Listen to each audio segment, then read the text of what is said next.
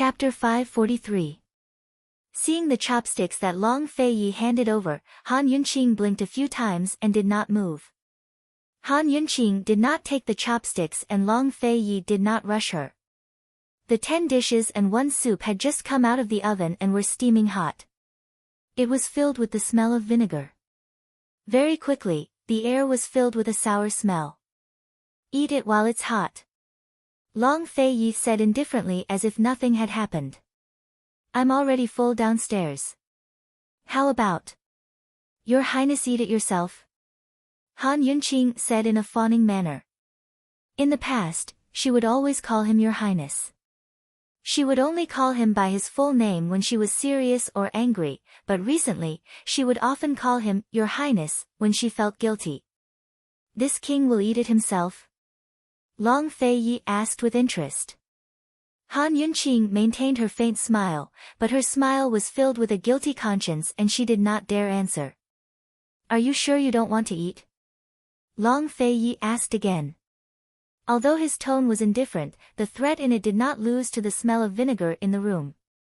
Han Yunqing was about to cry. The sour pastries she gave him before could not be seen. She would only know the taste after eating them. It could be considered a conspiracy. And now, this guy had given her a table full of dishes, all of which she could see and smell. It was simply a blatant conspiracy. A conspiracy was to sulk, but an open conspiracy was to tell you that this king was very unhappy. Seeing that Han Yunqing did not reply, Long Fei-yi did not force her. He silently took back his chopsticks and scooped up a small bowl of hot and sour rainbow soup to slowly taste. He was letting her go like this. Han Yunqing felt like she was thinking too much. She lowered her head and picked up her own chopsticks.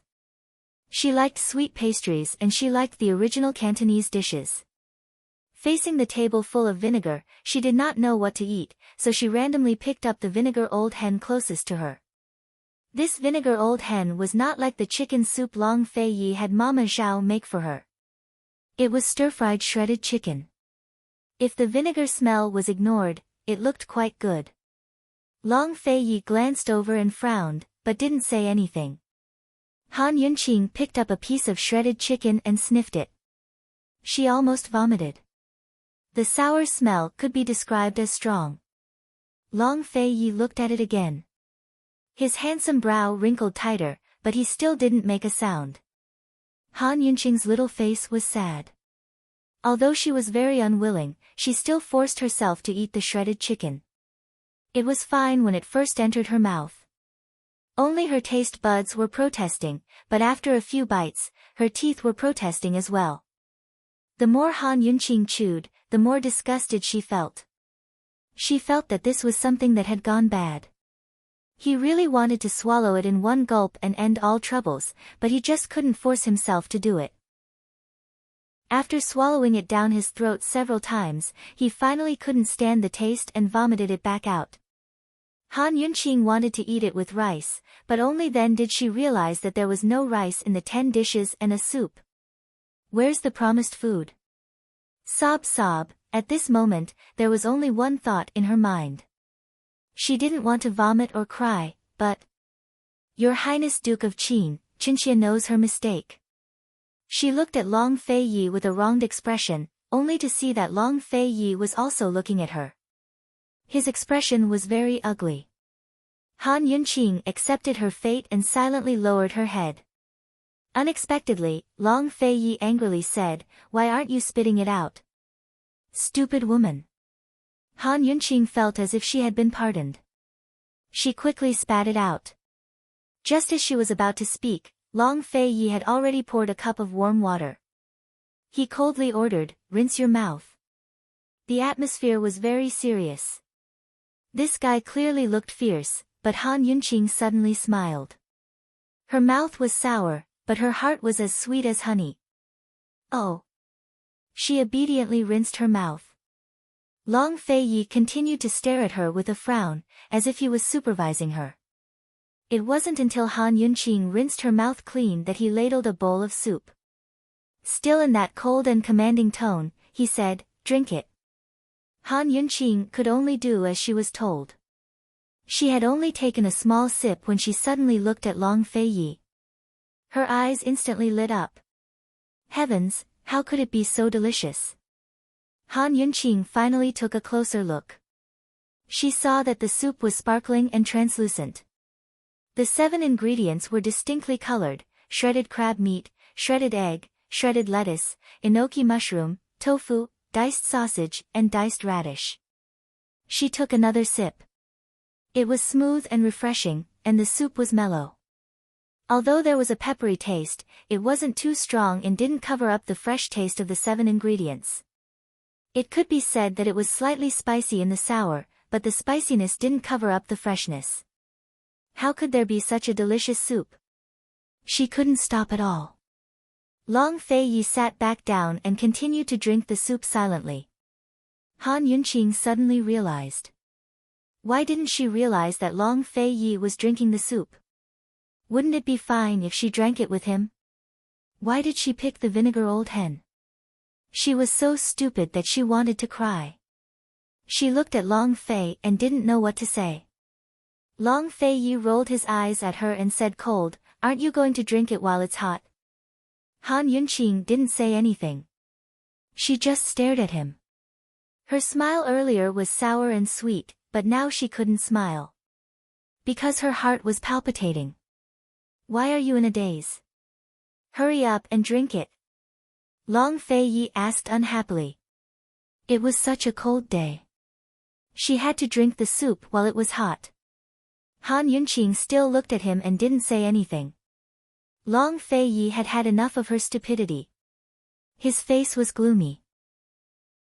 Just as he was about to speak, Han Yunqing suddenly said, "Long Feiyi, I love you so much." Bam!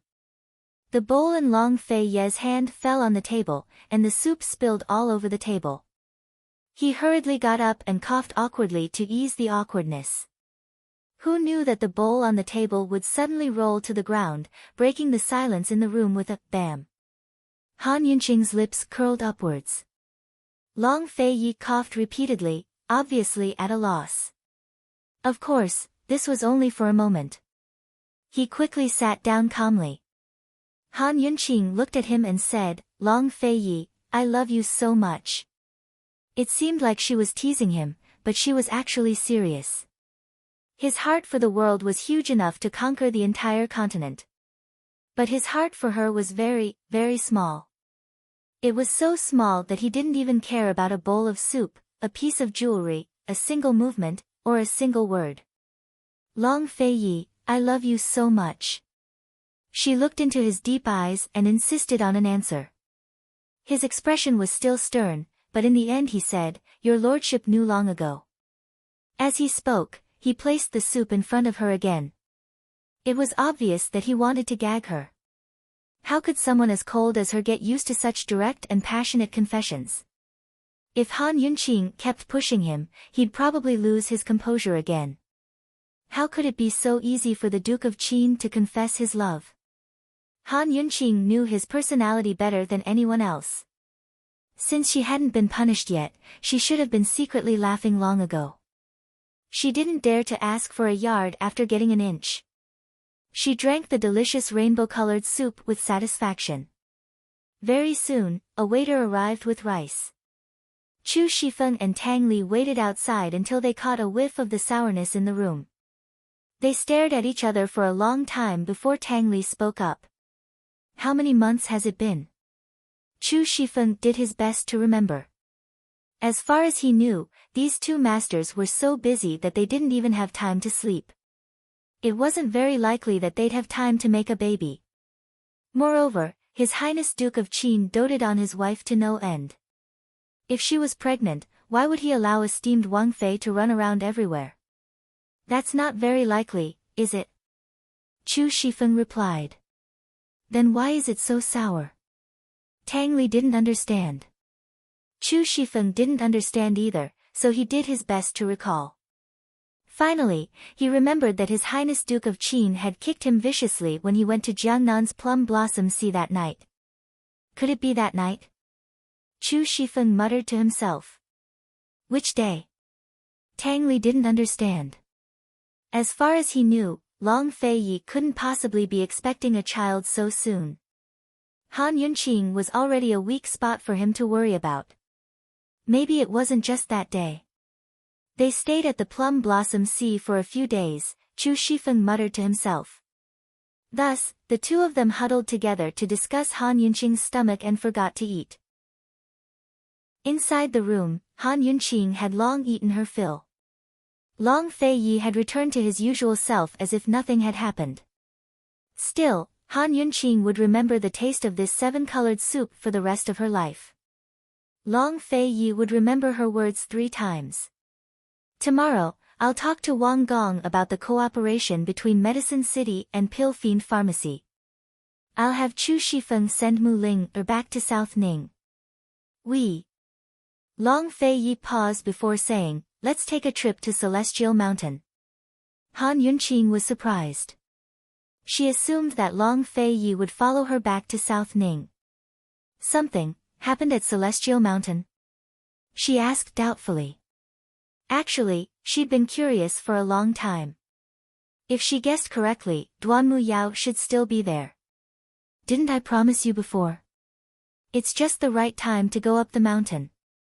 If we delay any longer, we'll have to wait until next year, Long Feiyi explained.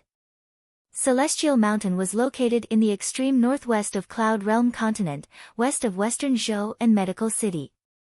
Its peaks were extremely high above sea level, and its 7 peaks were covered in snow all year round. Snow was thickest between winter and spring, making it difficult to climb or descend.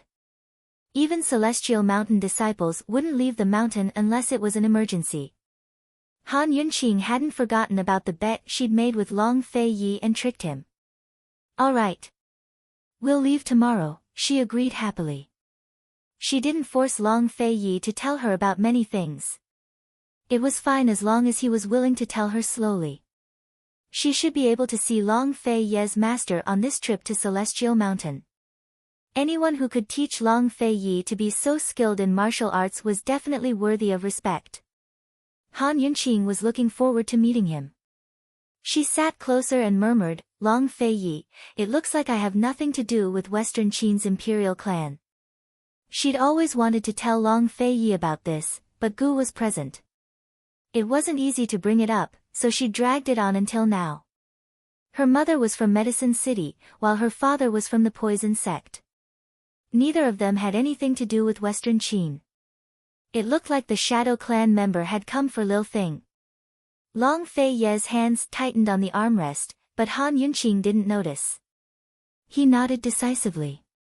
Han Yunqing sighed. Ai, what a pity. I was thinking that Western Qin's influence could help you. Long Feiyi gently stroked her bangs. He didn't say anything, but he thought, Han Yunqing, if you knew that this prince was the East Qin crown prince, would you still have such thoughts? The matter in Medicine City had finally come to an end. That night, the two of them slept on the same bed and went to bed early. Han Yunqing slept soundly in Long Feiyi's arms. She didn't know that Long Feiyi had been thinking about this the entire night and couldn't sleep at all. Bringing her to Celestial Mountain required a lot of preparation. The next day, they discussed many things with Elder Wang. Han Yunqing then went to the herb forest to say goodbye to the King of Medicine. On the way back, Han Yunqing and Long Feiyi stopped by the poison pond. They'd planned to use the poison pond to trick Zhu Nixia, but they hadn't expected the battle to end so quickly. They also hadn't expected to learn so many secrets of the perplexing butterfly illusion here. This trip to Medicine City really hadn't been in vain. Looking at the empty pond, Long Feiyi said indifferently, it's a good thing you took the poison water back then. The pond full of water and poisonous plants had disappeared into thin air. If Han Yunqing hadn't taken the water back then, where would they have found the water of 10,000 poisons? Han Yunqing snickered. She was about to reply when her vision darkened and she fainted. Chapter 544. Although she was unconscious, Han Yunqing's consciousness was still very clear. She could hear Long Fei Ye's anxious voice and knew that Long Fei Ye was hugging her. However, she couldn't respond, nor did she have the time to respond. She only felt an overwhelming flood coming towards her. She instinctively wanted to escape, but there was nowhere to run. She was surrounded by water in all directions. She knew that this was poisonous water. Could it be that there was a problem with the poisonous pool? Suddenly, a huge wave came crashing down and Han Yunqing completely lost consciousness. It was as if the exhaustion accumulated over the past few months had exploded as she fell into a deep sleep. She didn't know how long she slept, but when she opened her eyes, she didn't see the flood anymore. Her consciousness entered the detoxification system and saw that the poisonous pool in front of her was flourishing with countless poisonous plants. Han Yunqing felt that there was something wrong with the smell. When she walked closer to take a closer look, she found that there was a large number of overripe poisonous plants in the pool. If they weren't harvested, they would rot. This poisonous pool was an external object and couldn't completely integrate with the detoxification system that she brought. The detoxification system could develop an antidote based on the toxicity of these medicinal plants, but it seemed that it couldn't intelligently harvest and store them. Therefore, she had to come in regularly to harvest them. This time, she was just too busy and forgot to come in to harvest, but the detoxification system actually made her unconscious and forcibly dragged her in. It turned out that the system had a temper. Han Yunqing smiled helplessly. Although she brought the detoxification system, she wasn't very clear about the expansion and other functions of the detoxification space. She could only slowly explore. She only hoped that the system wouldn't make her unconscious at a crucial time. Think about it, if one day she suddenly fainted while fighting fiercely with an enemy, she would really be screwed. After tidying up the mature poisonous plants and counting them, Han Yunqing found that there were a total of 10 new poisons. There were no less than 10 stalks of each type. A total of 4 types of antidotes had already been concocted, and the remaining 6 types of antidotes were still being developed. This number was naturally small compared to the amount of antidotes in the detoxification system, but these poisons were brand new. Other than Han Yunqing herself, no one else could solve them. Han Yunqing snickered as if she had picked up a great bargain. In fact, she had indeed picked up a bargain. She wouldn't use these poisons carelessly, because they were meant to be used against poison experts like Jun Yixie. She had long disregarded Jun Yixie. If Jun Yixie didn't know what was good for him, she wouldn't mind giving him a few more poisons when she had the chance. Of course, she was more interested in the expert who had deployed the poisonous fog on Fishery Island. If they were to meet one day, she might not be able to win in terms of poison, but she definitely wouldn't lose in terms of poison. After putting the poisons into the medicine storage room, Han Yunqing casually glanced at the 3 poisonous teardrops that she had just collected not long ago. These 3 poisonous teardrops were a mixture of beauty's blood, corpse blood, water of 10,000 poisons, and perplexing butterfly illusion. The detoxification system couldn't detect the toxicity of perplexing butterfly illusion, so pure perplexing butterfly illusion couldn't be placed in here. However, the toxins of beauty's blood, corpse blood, and water of 10,000 poisons could be detected, so the poisonous teardrops formed from the mixture could also be placed in the system. In fact, the storage function of the system was quite temperamental. Apart from the small tools she needed to detoxify poisons, such as gauze and gold needles, everything else that had nothing to do with poisons or antidotes couldn't be placed in here. Therefore, she could only carry the bottle of perplexing butterfly illusion with her. As for the treasures and money she wanted to keep for herself, she could only dream about it. Walking out of the storage room, Han Yunqing subconsciously looked at the umbral domain not far away. She wondered if this space would expand again if she placed the earth of 10,000 poisons in here. Didn't it expand last time because of the water of 10,000 poisons? Logically speaking, there shouldn't be any connection between the AI system she had brought from the modern era and the poisons of the ancient era. However, the water of 10,000 poisons had opened up a new domain for the detoxification space. Strange, she muttered to herself. She didn't intend to pursue the matter, because this was something she couldn't investigate. She closed her eyes and prepared to leave, but no matter how hard she tried, she couldn't get out. What was going on? Han Yunqing was frightened. The last time she lost control like this was when she was collecting the poison pool. She was too tired, and the detoxification system had also upgraded. However, this time, nothing happened. Please don't tell her that the system had crashed. Suddenly, there was a violent tremor under her feet. She saw a crack about 3 inches wide appear on the originally flat ground. Han Yunqing happened to step on this crack. She hurriedly jumped out of the way, only to discover that this crack was bottomless. It divided the entire detoxification space into 2. One side was the limited medicine storage room of her original detoxification system, while the other side was the poison pool and the unknown umbral domain. Just as Han Yunqing was in disbelief, the 3 poisonous teardrops in the medicine storage room flew out one after another, as if they were standing in line. They floated in the air above the poison pool, emitting a faint luster. Han Yunqing looked left and right. Finally, her gaze fell on the crack under her feet. Her heart skipped a beat. Could it be that this huge detoxification space wasn't an extension of her detoxification system, but had always existed? Did it belong to the Han family's eldest miss? Han Yunqing remembered that when she transmigrated here, she had been on her wedding sedan. In the memories she inherited, the Han family's eldest miss hadn't died. Where had her soul gone? Could it be that her soul had fused together, resulting in her having 2 systems now? And because they were 2 different systems, the poisonous plants growing in the poison pool hadn't been stored away by AI. Did she have to manually store them in the medicine storage room? At this thought, Han Yunqing suddenly understood everything.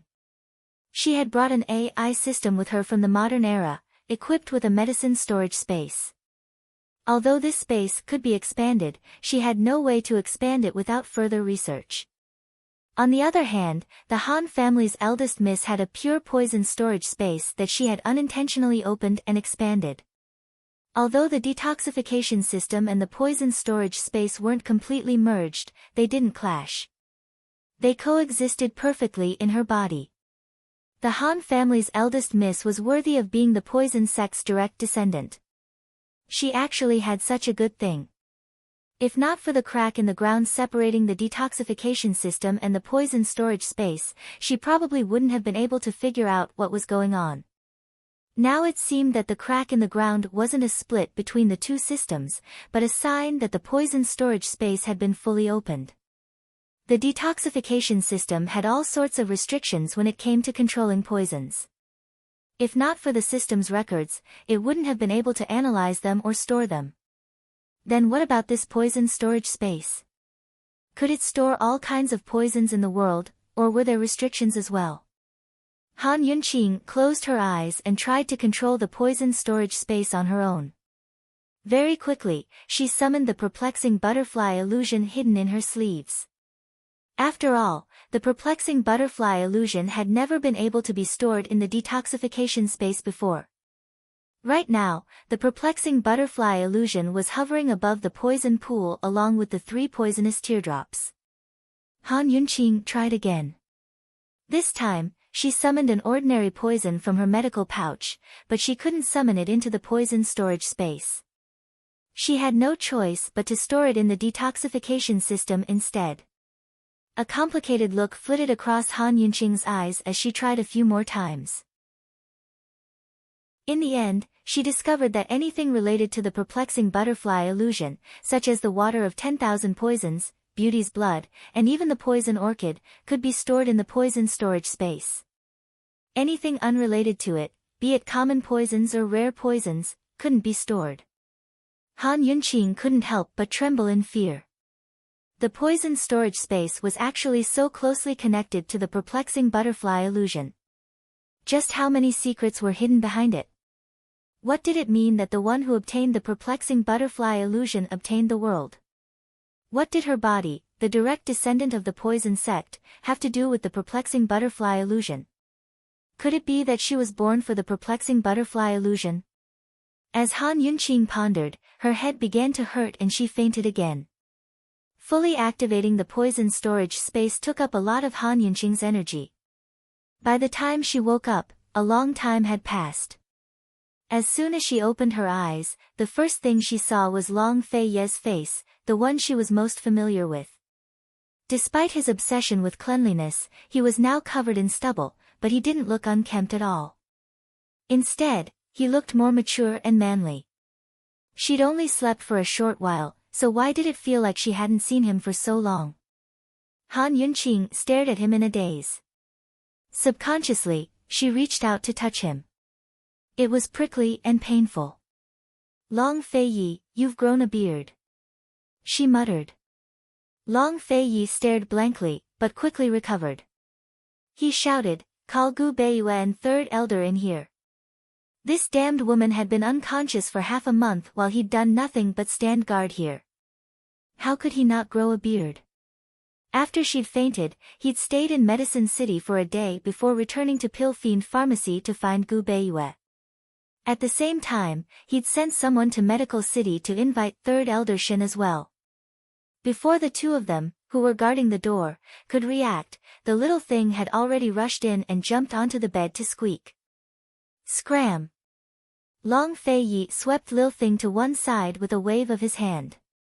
Feeling wronged, Lil Thing crawled to its feet and bared its fangs at Long Fei Yi. Of course it didn't dare to bite him, but it silently swore that if this big scoundrel quarreled with Mama Yunxi again, it'd kidnap her away. Gu Beiyue and third elder Shen quickly entered the room. Gu Beiyue's steps were clearly faster than third elder Shen's, but despite his impatience, Gu Beiyue still stopped in front of the curtains. Esteemed Wang Fei's finally awake. Great news, great news. Hurry and let old man take her pulse. Third elder Shen followed closely behind. Third elder Shen's here too. What's wrong? Han Yunqing asked with a guilty conscience. She's been unconscious for half a month. Long Fei Yi knitted his brows unhappily. Just like the last two times, I couldn't find a clear cause of illness. Han Yunqing didn't dare to ask any questions, but obediently held out her hand. Third elder Shen took her pulse for a long time while stroking his beard. It's just as Dr. Gu said. Judging from her pulse, Qin Wangfei's illness is simply due to mental exhaustion. Over the past few days, he and Gu Beiyue had been studying Qin Wangfei's illness, but couldn't come up with a clear diagnosis. Third elder Shen stepped aside so Gu Beiyue could take her pulse. Has esteemed Wangfei been troubled by any problems recently? Gu Beiyue's low, magnetic voice was very comfortable to listen to. The detoxification system was naturally a very troublesome matter. Han Yunqing nodded. I've been troubled by the matter of Medicine City for a few days, but it's indeed quite tiring. It must be very tiring, right? Gu Beiyue asked again. The matter of Medicine City had actually only taken a bit of effort and wasn't tiring at all. But when faced with two doctors and an incomparably shrewd Long Fei Yi, Han Yunqing had to exaggerate a bit. She said, I spent a lot of effort. I kept dreaming at night and felt like I didn't get enough sleep. Hearing this, Gu Beiyue's eyes flashed with a snicker, as if he knew she was lying. Chapter 545. Gu Beiyue's snicker vanished as quickly as it had appeared. He was as calm and serious as ever. As this one sees it, esteemed Wangfei is doing well. Her sudden fainting for days was probably due to overwork and mental and physical exhaustion. May esteemed Wangfei set her mind at ease. Long Fei Yi looked at third elder Shen. Third elder Shen nodded in agreement and didn't add anything else. How could Long Fei Yi be relieved? This prince has never heard of someone being unconscious for so long. Your Highness, this one already told you a few days ago that there are cases of people being unconscious due to excessive mental and physical exhaustion. But esteemed Wangfei being unconscious for so long is a special case. It can be considered a sleep disorder, Gu Beiyue explained. When he said this, third elder Shen thoughtfully said, Old man remembers now. There is indeed a sleeping beauty syndrome, where one would sleep for several years for no reason. Although esteemed Wang Fei's condition isn't like that, it is somewhat similar. When these words were said, His Highness Duke of Qin, who didn't accept any threats, was so scared that his face turned white. He anxiously asked, she wouldn't have contracted that strange disease, right? It doesn't look like it at the moment, but it's hard to say if it will develop into that disease. Third Elder Shen was very honest. Long Fei Ye's handsome brows knitted together and he angrily roared, this prince wants a definite answer. Shen Jueming was still Medical City's third elder, so he felt helpless being yelled at like this. But for Qin Wang Fei's sake, he could only endure. He didn't say anything. It shouldn't be. Han Yunqing timidly said. Who would have thought that Gu Beiyue would seriously say, esteemed Wang Fei cannot be careless. For now, it's better to take care of her body and prevent it from happening. How do we prevent it? Long Fei Yi anxiously asked. Gu Beiyue's eyes revealed a smile, but Long Fei Yi was too anxious to notice. Relax, recuperate, and do as you please. Constant joy is the best medicine for the heart. If your highness is not assured, you can also find some good nourishing products to nourish the princess consort's vitality every month. Once her vitality is replenished, she will be filled with vitality. As he spoke, he added, the most important thing to take precautions is not to get angry, sulk, or be sad. Therefore, in the future, I ask esteemed Wang Fei to be at ease.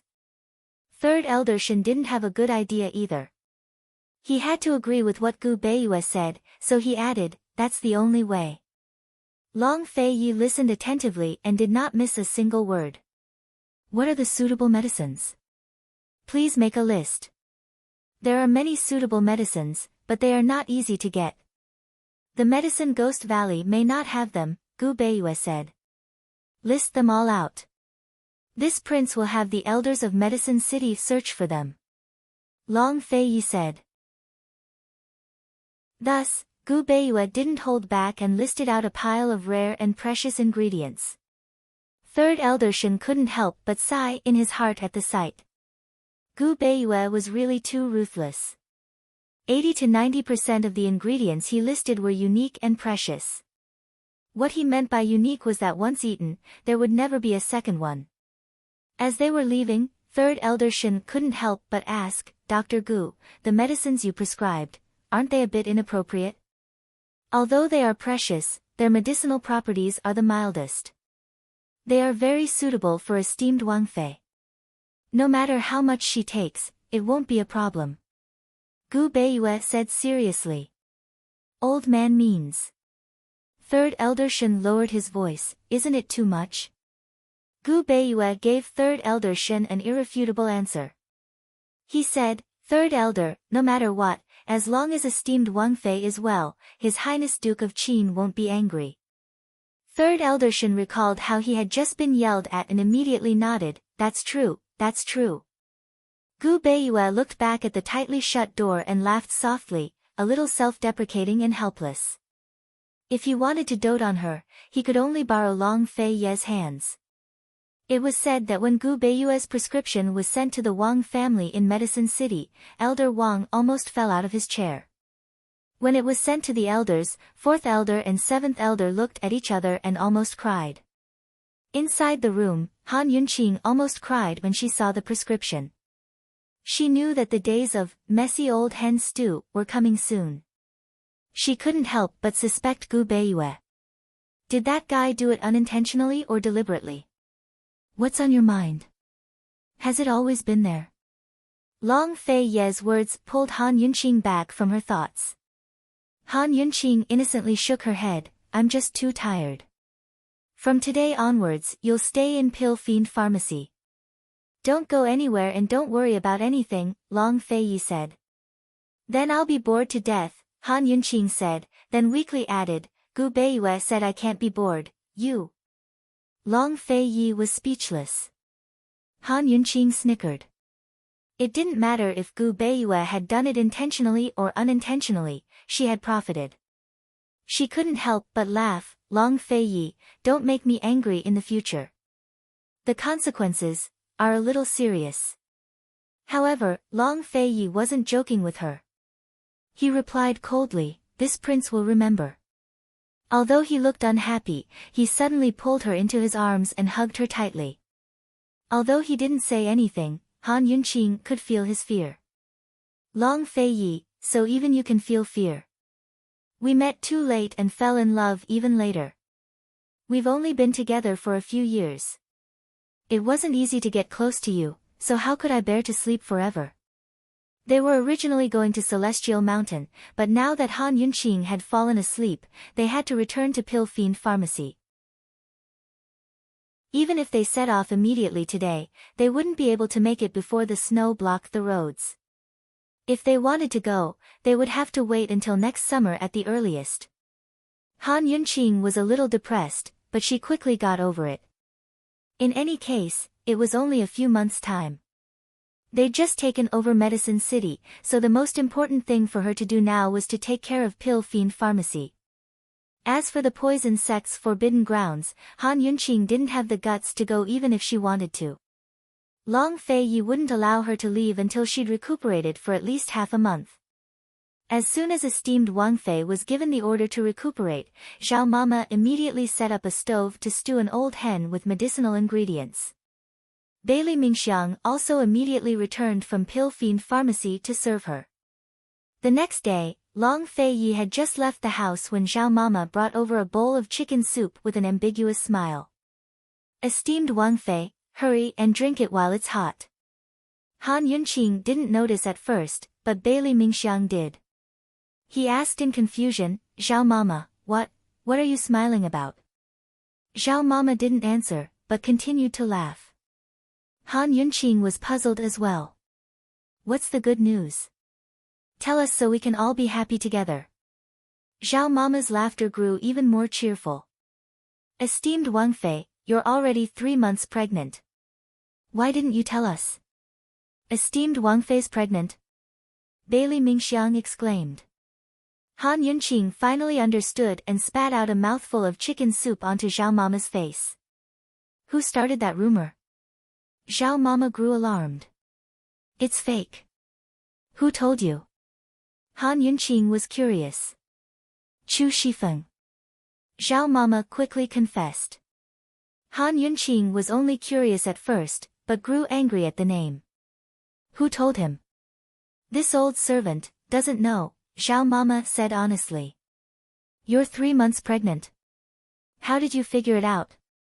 Han Yunqing demanded angrily. This servant will go find him right now. Granny Zhao turned around and ran away. The consequences of spreading this kind of rumor were very serious. If His Highness and the Princess Consort didn't do anything 3 months ago, and if this matter reached His Highness' ears and caused him to misunderstand, then things would become even more serious. Moreover, His Highness had instructed all the servants not to make esteemed Wang Fei angry or gloomy no matter what happened. Even if she had to drag Chu Shifeng along, she'd make things clear. Very soon, Chu Shifeng arrived. Zhao Mama had long told him everything on the way here. He didn't want to come at first, but had no choice but to brace himself. His Highness Duke of Qin had told him to tell all the guards not to make esteemed Wang Fei unhappy. His head was almost buried in his pants.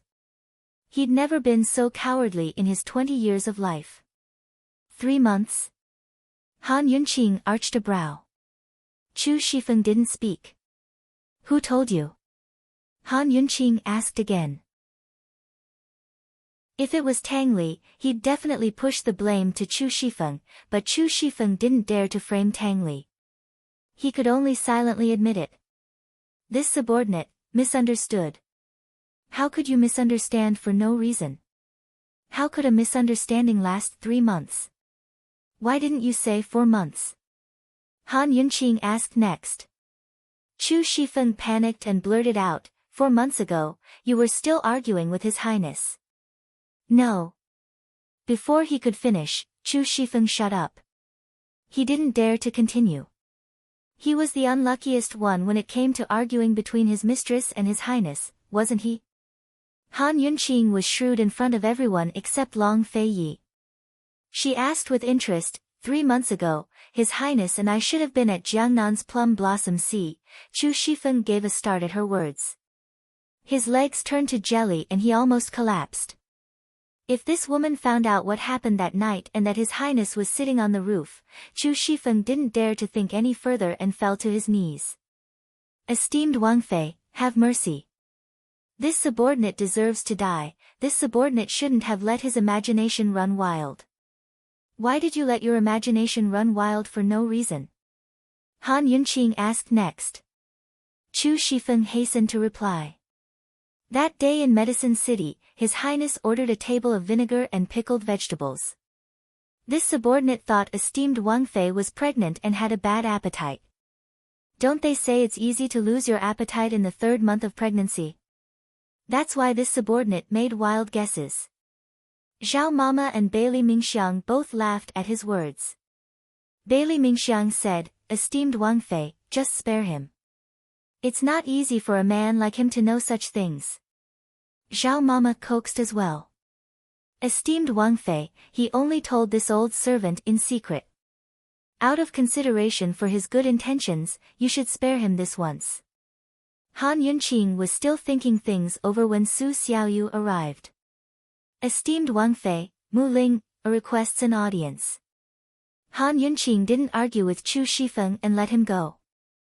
Chu Shifeng rejoiced in his heart and silently vowed never to speak nonsense again, much less let his imagination run wild. She's just too frightening. Mu Ling had been living at Pill Fiend Pharmacy ever since she left Medicine City. She knew that her father and Lady Lianxin wouldn't let the matter rest, but she wasn't afraid.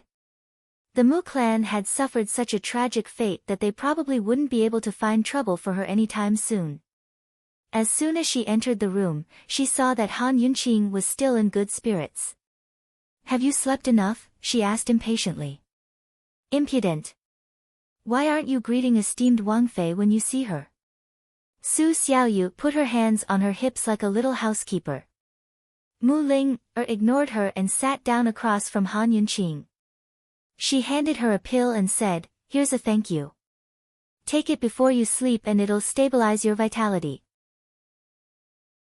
Since you're staying at Pill Fiend Pharmacy, you should recognize me as your big sister, Han Yunqing said carelessly. She really wanted to tell this girl that she really was her older cousin.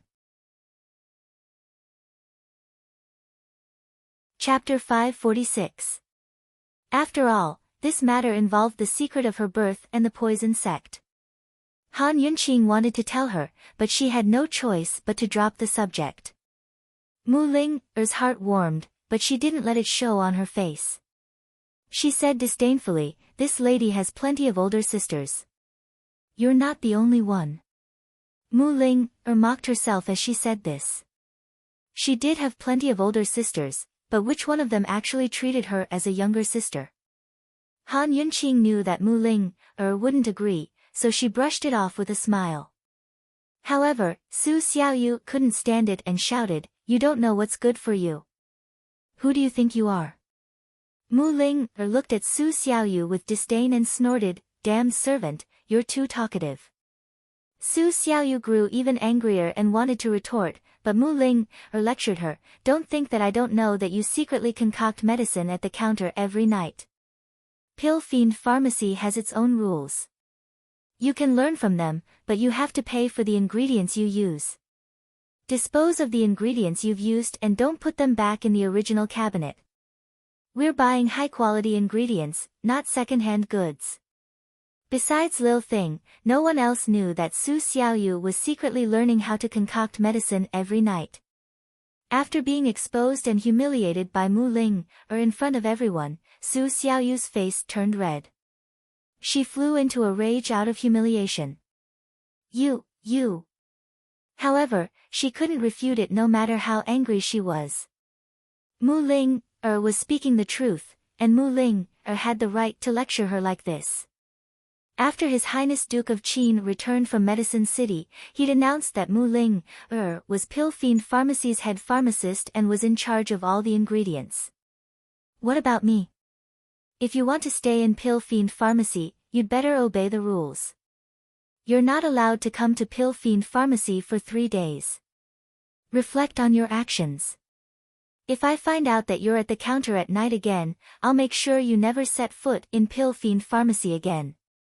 Mu Linger was simply using her position to avenge a personal grudge. Su Xiaoyu felt so wrong that she was about to cry. Han Yunqing, on the other hand, was drinking her soup while watching the show. She was having a great time watching from the sidelines. As the saying goes, everything has its vanquisher. Su Xiaoyu, this bossy and domineering child, should also be taught a lesson by Mu Ling.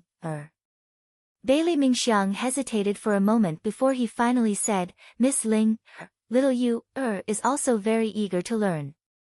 She doesn't have time to learn during the day and can only use the time at night. She was concocting medicine at the counter because she didn't want to waste the herbs. For the sake of the Princess Consort, can you spare her this time? Bailey Mingxiang was smart.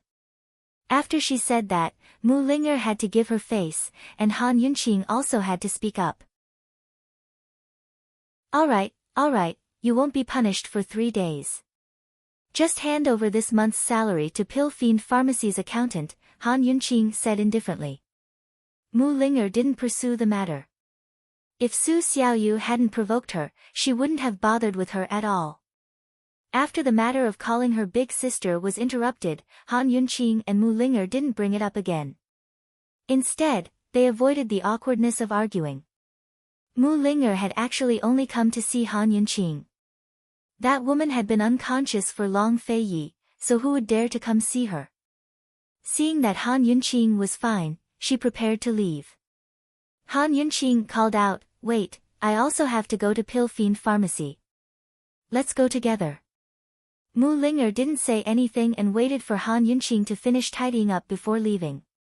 Once everyone had left, Su Xiaoyu looked at Bailey Mingxiang and gave a cold snort, I don't need your fake kindness. Bailey Mingxiang frowned at her but didn't say anything. She was more than 10 years older than Su Xiaoyu, so there was no point in bickering with a child. She thought that when Su Xiaoyu grew up, perhaps she wouldn't be so unreasonable.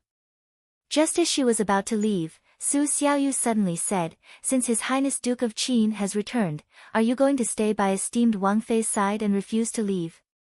Bailey Mingxiang's heart skipped a beat. When she turned around, she saw that Su Xiaoyu was still glaring at her from behind. She couldn't help but clench her fists. What, are you going to deny it? Su Xiaoyu pressed closer.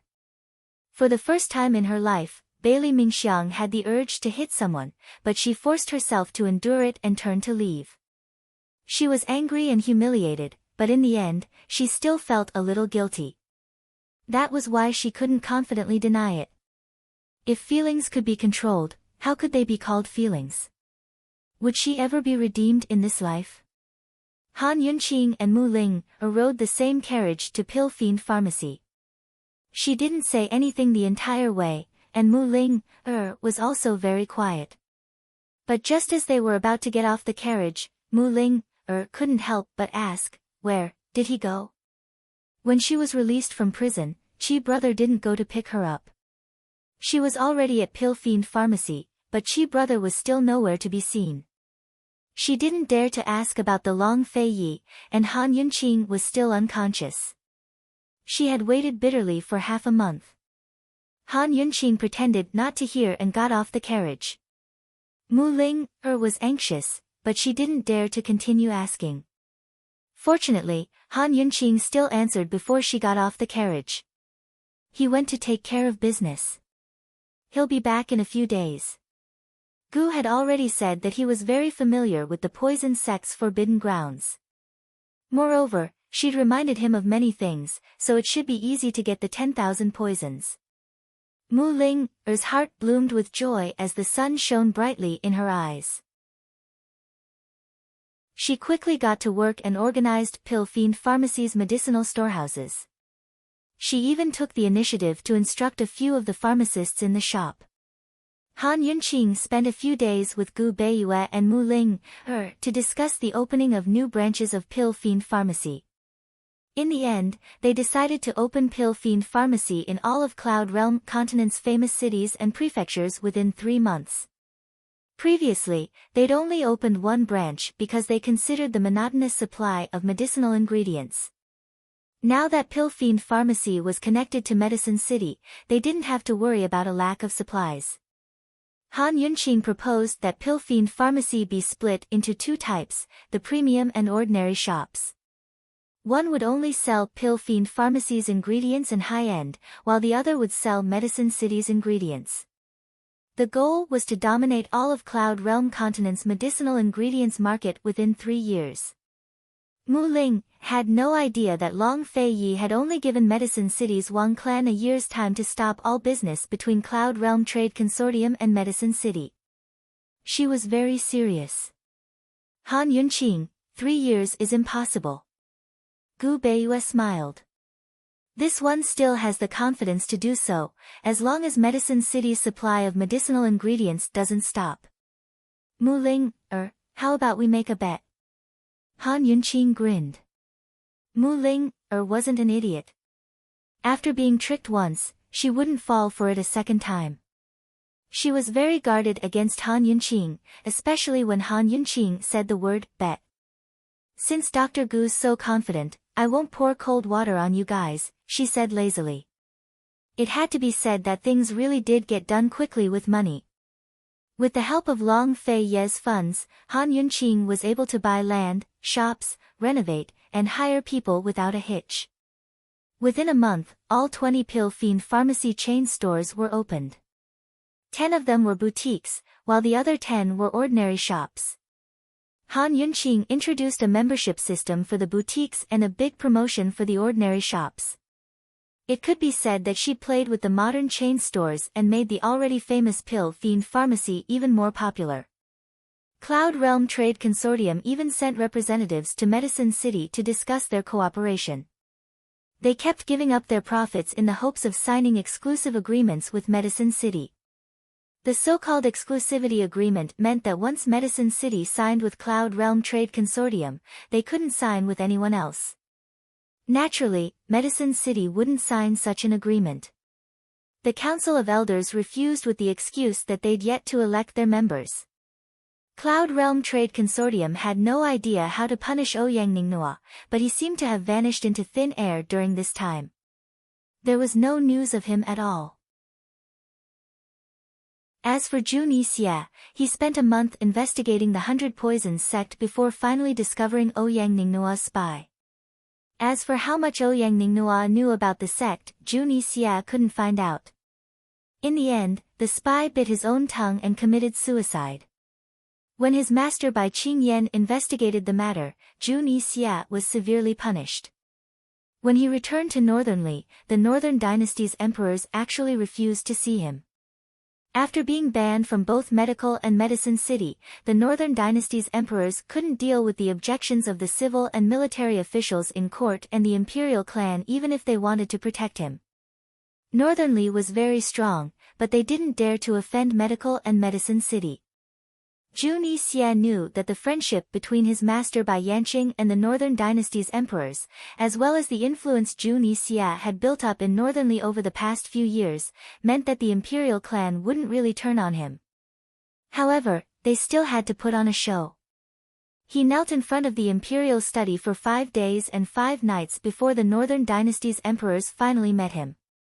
The two of them discussed something in the study before the Northern Dynasty's emperors issued an imperial edict stripping Jun Yixia of his title as Duke of Kong and demoting him to a commoner. It was announced that Jun Yixia was no longer related to the Northernly imperial clan. Medical and Medicine City had planned to join forces to pressure the Northernly imperial clan, but they didn't take any further action after hearing the news. As soon as Jun Yixia returned to his residence, he went straight to Bai Qingyan's courtyard. "Master, your disciple can't take this lying down." Bai Qingyan was focused on concocting the poison and ignored him. His adopted daughter, Bai Yuqiao, looked over and giggled. I told you to take good care of your horse and not to provoke Han Yunqing. You didn't listen, so you deserved it. Although Bai Yuqiao was young, she was still a beauty. Unfortunately for her, Jun Yixia didn't care about the fairer sex and kicked her. Bai Yuqiao didn't have time to dodge and was sent flying. Impudent. Bai Yanqing was furious. Jun Yixia trembled and didn't dare to move a muscle. This domineering, arrogant, and haughty fellow would only be obedient and honest in front of his master. He knew that it was his master's idea for the Northern Dynasty's emperors to ruthlessly strip him of his title. Bai Qingyan didn't say anything else until he finished concocting the poison. Then he looked over and said cold, "How is the matter with the carriage going?" "We haven't taken it down yet," Jun Yixia replied truthfully. "How many times do I have to tell you before you'll listen?" Bai Qingyan asked seriously. "Master, Long Fei Yi and Han Yunqing have already taken over Medicine City. We can't just sit around and wait for death. In my opinion, we should spread the news that the poison beast is in Han Yunqing's hands," Jun Yixia said unhappily. "And then?" Bai Qingyan asked. "Then we'll spread the news that the Shadow Clan guy is protecting Han Yunqing. Even if Han Yunqing isn't a Western Qin orphan, we can still use her to lure out the 7 noble families." Jun Yixia had this idea for a long time. Back in the day, his grandfather had personally witnessed the last of the Western Qin bloodline being shot to death. He didn't believe that Western Qin orphans existed. He was more convinced that the Shadow Clan guy was protecting Han Yunqing for the sake of the poison beast. Whether or not Han Yunqing was a Western Qin orphan, this woman was worth using. Bai Yanqing let out a long sigh and asked, "Are you still going to listen to your master's words?" "Master is like a father. I will always obey my father's orders," Jun Yixia replied seriously. "Good. In the future, you are not allowed to make any decisions regarding Han Yunqing and Long Fei Yi without my orders. If you disobey, then I will sever all ties with you," Bai Yanqing said seriously. Jun Yixia couldn't believe it and asked in shock, "Why?"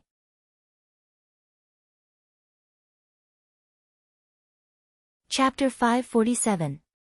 Although Master had warned him time and time again not to cause trouble for Han Yunqing and Long Fei Yi, he had never been so resolute.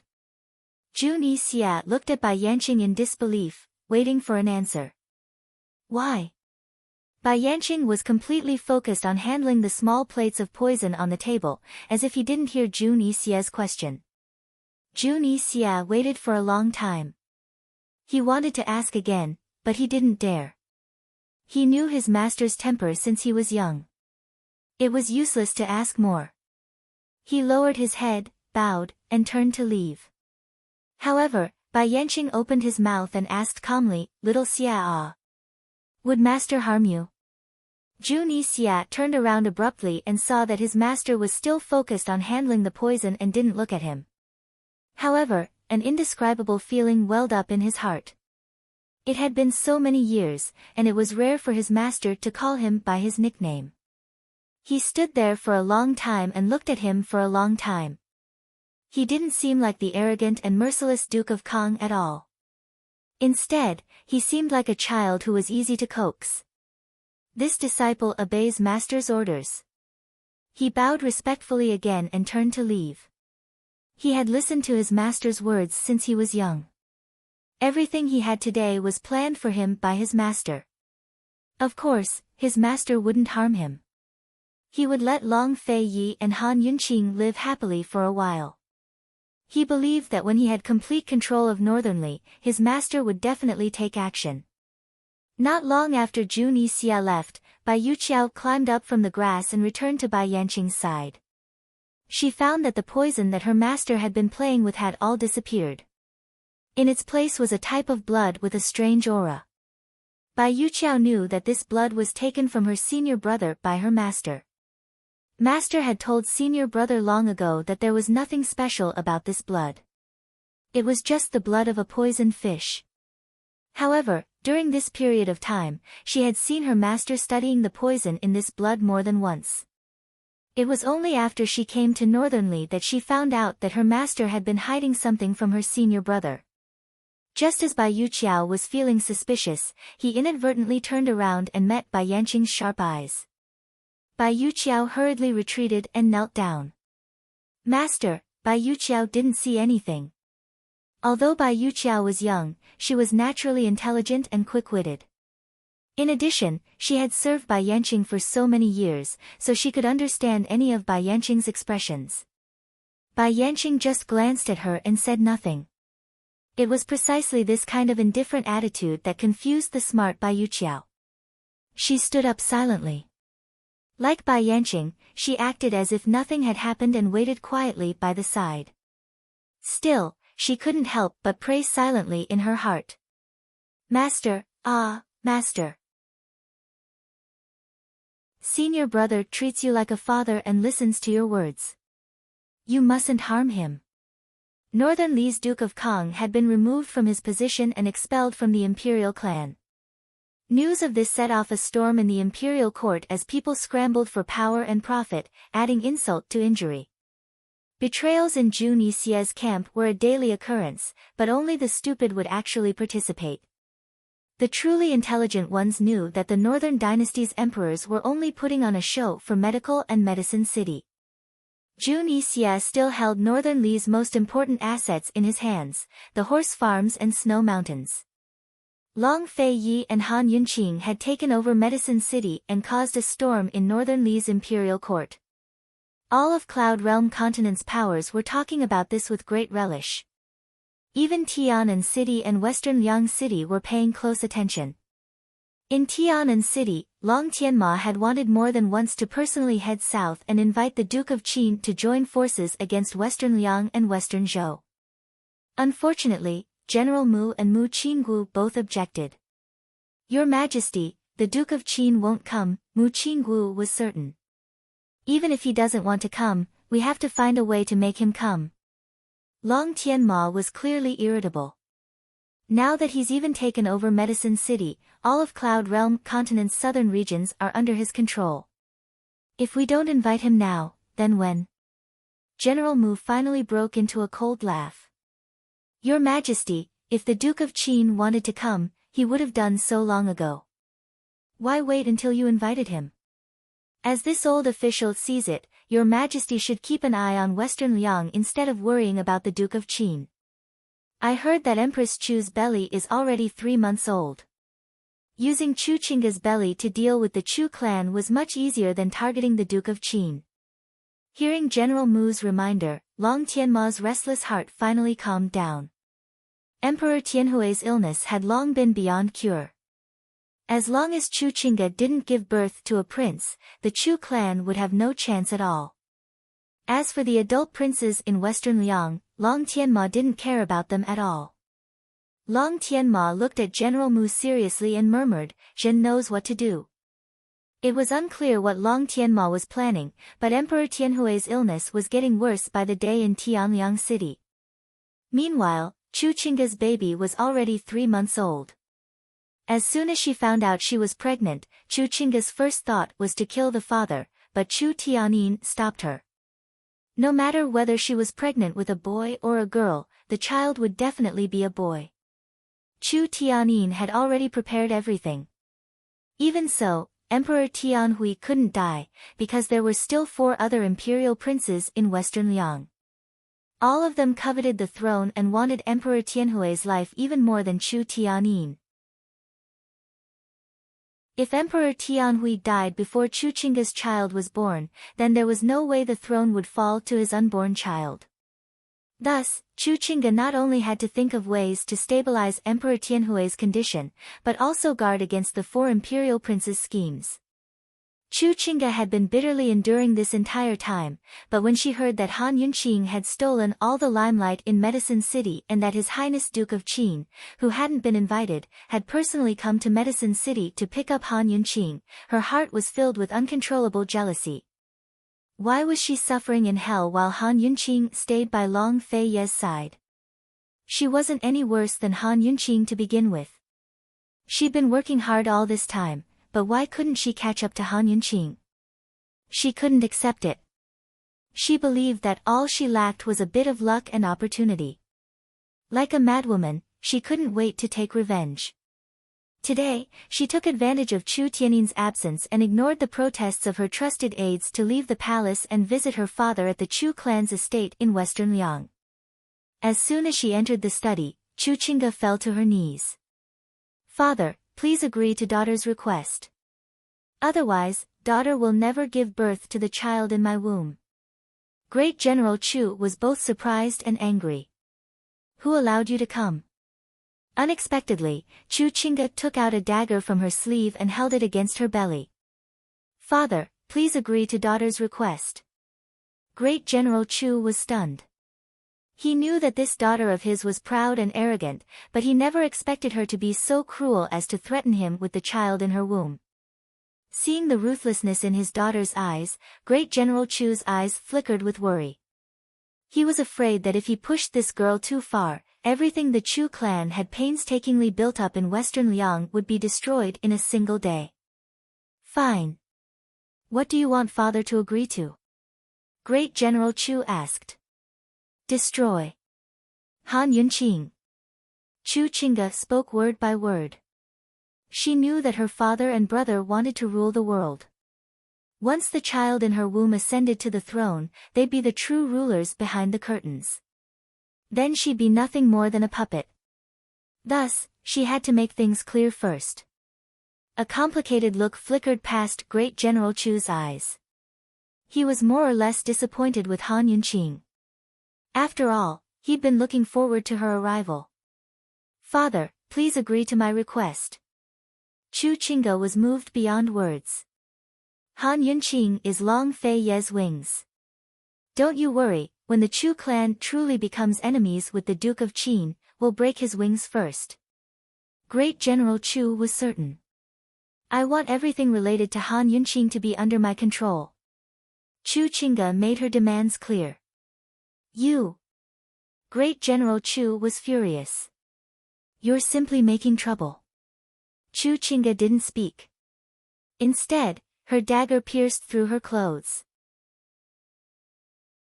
Alarmed, Great General Chu immediately rushed over, but Chu Qingge only grew more ruthless. "I agree to your request." Great General Chu practically roared, afraid that he'd be too late. "Forgive daughter for being disrespectful, but daughter hopes father can swear an oath," Chu Qingge said seriously. Great General Chu was about to suspect that his daughter had lost her mind, but he had no choice but to comply. The only thing he rejoiced in was that this damned girl hadn't asked him to swear not to kill Long Fei Yi. He had long known of her feelings for the Duke of Qin. With her father's promise, Chu Qingge was finally satisfied. She walked out of the courtyard and looked up at the blue skies of West Liang, one hand stroking her slightly protruding belly. She told herself to endure a little longer. 7 more months and it'll all be over. Far away in South Ning City, Han Yunqing had no idea that hatred was growing in the distance. She'd been busy at Pill Fiend Pharmacy dealing with medicinal ingredients and was in a good mood. After fainting last time, she hadn't dared to rush into the poison storage space. Instead, she'd rested enough to enter 2 or 3 times to make sure everything was going smoothly. Finally, she set her sights on Lil Thing. Today, Lil Thing was curled up like a cat sleeping by Gu Beiyue's side. Han Yunqing had to search for half a day before she found it. She walked over and pretended to be careless as she picked up Lil Thing in her arms. Lil Thing opened one eye and saw that it was Mama Yunxi. It immediately looked around with both eyes and saw that Batty Long wasn't around. Finally, it relaxed and snuggled up in Mama Yunxi's arms for a while before curling up into a ball and falling asleep. Han Yunqing gently patted Lil Thing and asked, "Dr. Gu, don't you take your afternoon nap?" "I'm not used to it." Gu Beiyue smiled faintly. His smile was even warmer than the winter sun. He glanced at Lil Thing and added, "Take advantage of today's scorching sun to dry these ingredients in the sun. Just leave it to the servants. You're the head doctor, yet you're doing it yourself." Han Yunqing smiled. "These ingredients are precious, so I don't feel at ease," Gu Beiyue said seriously. Han Yunqing was fretting over an excuse to leave, so she quickly said, "Then I won't disturb you any longer." As soon as Han Yunqing left, Lil Thing immediately woke up. It stared at Gu Beiyue, its shifty eyes darting around. It was obvious that it didn't want to be separated from the gentleman. Still, it didn't refuse Mama Yunqi's embrace. Ever since Papa Long and Mama Yunqi had gotten back together, it hadn't slept in her arms again. Only when the gentleman's thin figure was out of sight did Lil Thing obediently go back to sleep. Neither Lil Thing nor Han Yunqing knew that Gu Beiyue's figure had vanished into thin air as soon as they left. By the time Gu Beiyue reappeared, he had followed Han Yunqing to the Duke of Qin's leisurely cloud pavilion. He stood outside the window and took in everything inside, but Han Yunqing was completely oblivious to his presence.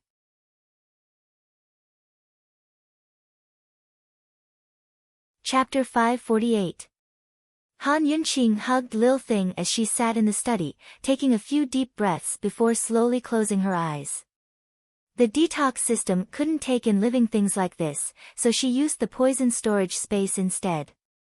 In the past, the poison storage space had taken in an entire pond of poison water, leaving her unconscious for days. She didn't know what the consequences would be this time, much less whether she could take it in. After all, Lil Thing was a living poison. After adjusting herself, Han Yunqing quickly got into the mood. She closed her eyes and used her thoughts to control it just like she did with other poisons. As she closed her eyes, the room fell silent. But suddenly, the sleeping Lil Thing shot to its feet and looked out the window. "What's wrong?" Han Yunqing comforted it doubtfully, only to realize that Lil Thing was looking out the window. "Is there someone here?" Her heart gave a start as she hurried to the window. She looked around, but didn't see anyone. She placed Lil Thing on the windowsill, but it didn't move. Seeing this, Han Yunqing didn't think much of it. After all, the Duke of Qin's estate was heavily guarded, especially her courtyard. It was unlikely that outsiders would be able to get in. She shut all the windows and sat back down with Lil Thing, who was already awake. It had sensed the gentleman's scent just then and reacted instinctively. Since the gentleman had hidden away, of course it wouldn't betray him. In its heart, the gentleman was the best person in the world to Mama Yunqi, even better than Long Fai Long. Thus, no matter why the gentleman was secretly following Mama Yunqi or peeking at her, it would pretend it didn't know a thing. Actually, Lil Thing was very clear that Long Fai Long was peeking at Mama Yunqi. It didn't want to pretend it didn't know anything, but it didn't dare to. It's depressing just thinking about it. Lil Thing looked around its surroundings and found it even harder to sleep. It was curious what Mama Yunqi wanted to do. Why was it brought to the leisurely cloud pavilion study as soon as it woke up? And why were the windows and doors closed? Lil Thing saw the shiny little tools on the table and shivered. It wanted to escape. Mama Yunqi must be experimenting on it. She might even pull out its fangs and take its poison blood. Han Yunqing hugged Lil Thing tightly and narrowly avoided letting it escape. "Be good. Don't move. Good girl." She held it down with one hand and patted it with the other. However, the more she did this, the more the little thing struggled. "All right, be good and don't move." "What's wrong?" "Little thing, look at what this is. Do you want some?" Han Yunqing generously took out a rare poison. Unfortunately, the little thing ignored her and continued to struggle. Although it was small, it was very strong. Moreover, Han Yunqing only grabbed it with 2 hands while it resisted with 4 claws. Squeak, squeak, squeak, Han Yunqing scratched and pressed with all her might. Those who didn't know would think that the man and the beast were fighting. In the end, Han Yunqing lost her temper and said angrily, "Little thing, stop right there." Squeak. The little thing cried out loudly. While she was not paying attention, it suddenly broke free and jumped to the ground. Han Yunqing was shocked and blurted out, "Little thing, get in." As soon as he finished speaking, the little thing actually vanished into thin air, Han Yunqing was shocked herself, but she quickly regained her senses. Her lips curled into a wicked grin. Success! When she shouted just now, she sent Lil Thing into her poison storage space with a thought. She immediately entered the space and saw the little thing crawling out of the poison pond like a drowned rat. Han Yunqing was so serious and meticulous when treating poisons, but in reality, she was an incomparably naughty girl. She watched as the little thing snickered and purposely kept quiet. Lil Thing looked left and right, and was so scared that it shuddered. Its originally wet white fur instantly stood up, and it looked like a fur ball with its fur standing on end. This place was so familiar. Lil Thing had lived for so long that some of its memories were hazy. However, it clearly remembered that it had been here before. This was the poison sect's poison storage space. Not every poison sect disciple could cultivate such a space in their minds, but some were lucky enough to be born with such a treasure. All they needed to do was find a way to open it. Of course, whether it was a space cultivated through hard work or born with it, the chances of it appearing were very small. Even if some people were born with it, they'd never be able to open it in their entire lives, much less know of its existence. Lil Thing had lived for so long, but this was only its second time here. The first time had been so long ago that it had even forgotten who it belonged to. Now it finally understood why Mama Yunxi could take out so many good things from her little medical pouch for it to eat. So there was a hidden universe behind the scenes. Lil Thing looked around before suddenly closing its eyes. It did its best to communicate with Mama Yunxi through its consciousness, but it couldn't find her no matter how hard it tried. It looked like Mama Yunxi's space had just been opened and needed to be upgraded. Although it was a little disappointed, Lil Thing still held on to hope. It believed that one day it could enter the poison storage space and communicate with Mama Yunxi through its consciousness. Then it could tell her many, many secrets. For example, its gentleman had always liked Mama Yunxi, or that Baddie Long had done all sorts of bad things behind Mama Yunxi's back, or that Goo was actually a poison goo human just like itself, undying and indestructible. Would there be such a day? Would it be far off? Lil Thing didn't know. Seeing that there was no one else around, Lil Thing's round, black eyes turned shifty. It looked around again to make sure Mama Yunxi wasn't around before plunging headfirst into the poison pond. Han Yunqing was puzzled at first. Was Lil Thing trying to commit suicide by jumping into the water? But soon enough, she realized what was going on. Lil Thing, get up here. Right now. Han Yunqing shouted as she rushed over, but it was already too late. In a flash, the water level in the pond had dropped significantly. The water of 10,000 poisons was far more delicious than any other poison in this space. How could Lil Thing miss out? It wasn't clear whether Lil Thing was too engrossed in drinking or just pretending not to hear, but it didn't come out even after Han Yunqing shouted 2 or 3 times. Han Yunqing was quick-witted enough to make Lil Thing fly out of the pond and land on the ground. Right now, Lil Thing was completely drunk. It stuck out its round belly and burped before collapsing head first onto the ground and fainting. Of course, the water of 10,000 poisons wasn't intoxicating, but Lil Thing had fainted from overeating. Han Yunqing felt her heart ache at the sight of the missing layer of poison. She picked up Lil Thing by its tail and shook it a few times. Enough, stop pretending. But Lil Thing didn't react at all. Could it be that it ate too much poison at once and needed strength to digest it slowly? So, it was actually recovering its body. Lil Thing's teeth contained the poison of the poison beast, one of the 9 great poisons that could counter perplexing butterfly illusion. Han Yunqing hesitated for a moment before carrying Lil Thing to the edge of the pond and casually tossing it in. Compared to the poison of 10,000 beasts, this pond was nothing. She'll let Lil Thing live a drunken life in the pond and enjoy itself. Han Yunqing checked the 3 poisonous teardrops and left after making sure they were all fine. She'd just opened her eyes when the door to the study was pushed open, giving her a fright. The newcomer was none other than Long Fei. Something's happened at the poison sect. What happened to Goo? Han Yunqing blurted out. The poison sect's mishap and Gu Qixiao's mishap seemed to be two separate matters.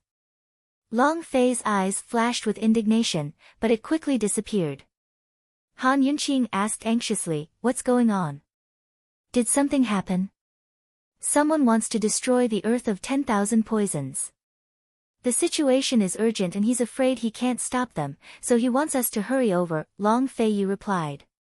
That was all Gu had said in his letter. Long Fei wasn't sure if that guy couldn't stop them because he didn't want to expose himself, or if the opponent was just too strong. The Chu clan. Why do they want to destroy the earth of 10,000 poisons? Do they know anything? Han Yunqing was full of questions. The only place she could think of was the Chu clan. Last time, they'd met the Chu siblings and Duanmu Bei in the underground palace of the Poison Grounds. He didn't say. "Pack up and we'll head out immediately." Long Fei didn't make any guesses, but he'd kept an eye on the Chu clan for a long time. If it really was the Chu clan this time, he didn't mind stirring up trouble in Western Zhou. The Chu clan was so powerful in Western Liang that they must have forgotten about the existence of Western Zhou's imperial family. Long Fei and Han Yunqing didn't delay. After packing up and handing over a few things, they set out that very afternoon. Han Yunqing didn't tell Mu Ling about this, so Mu Ling worked diligently in her pharmacy while humming a little tune. She had no idea that her Qi brother was in grave danger. Han Yunqing and Long Fei were in a hurry, so they couldn't take a carriage. They only knew how to ride horses. As soon as Han Yunqing left the back door, she saw that Chu Shifeng had prepared 3 horses. Long Fei and she each had one, while Chu Shifeng had just the right amount. As Long Fei mounted his horse, she prepared to do the same, but a white figure suddenly flew down from the roof and landed on the horse's back. The figure turned back with a slight smile, his otherworldly aura stunning the world. Unfortunately, the world collapsed as soon as he opened his mouth. "Sister-in-law, if you don't go over now, my big brother's going to get angry," Tang Li chuckled.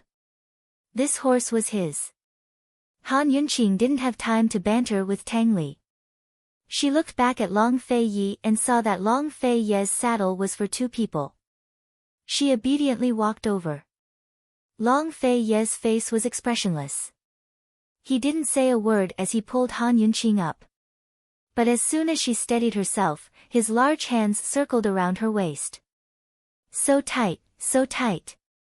Long Fei's actions were both punishment and protection, because as soon as he lashed out with the whip, the horse shot out like an arrow from a bow and began to gallop. It was so fast that Chu Shifeng and Tang Li couldn't catch up. They could only follow in silence and prepare a few more horses to keep them from dying of exhaustion. It would take at least half a month to get from South Ning City to the poison sect's forbidden grounds in Medicine City. Would they make it in time to help Gu? Just who did Gu run into at the poison sect's forbidden grounds? What happened? 3 days after Long Fei and Han Yunqing left, Gu Beiyue used the excuse of going to a branch store to leave the main branch in South Ning. Where was he going?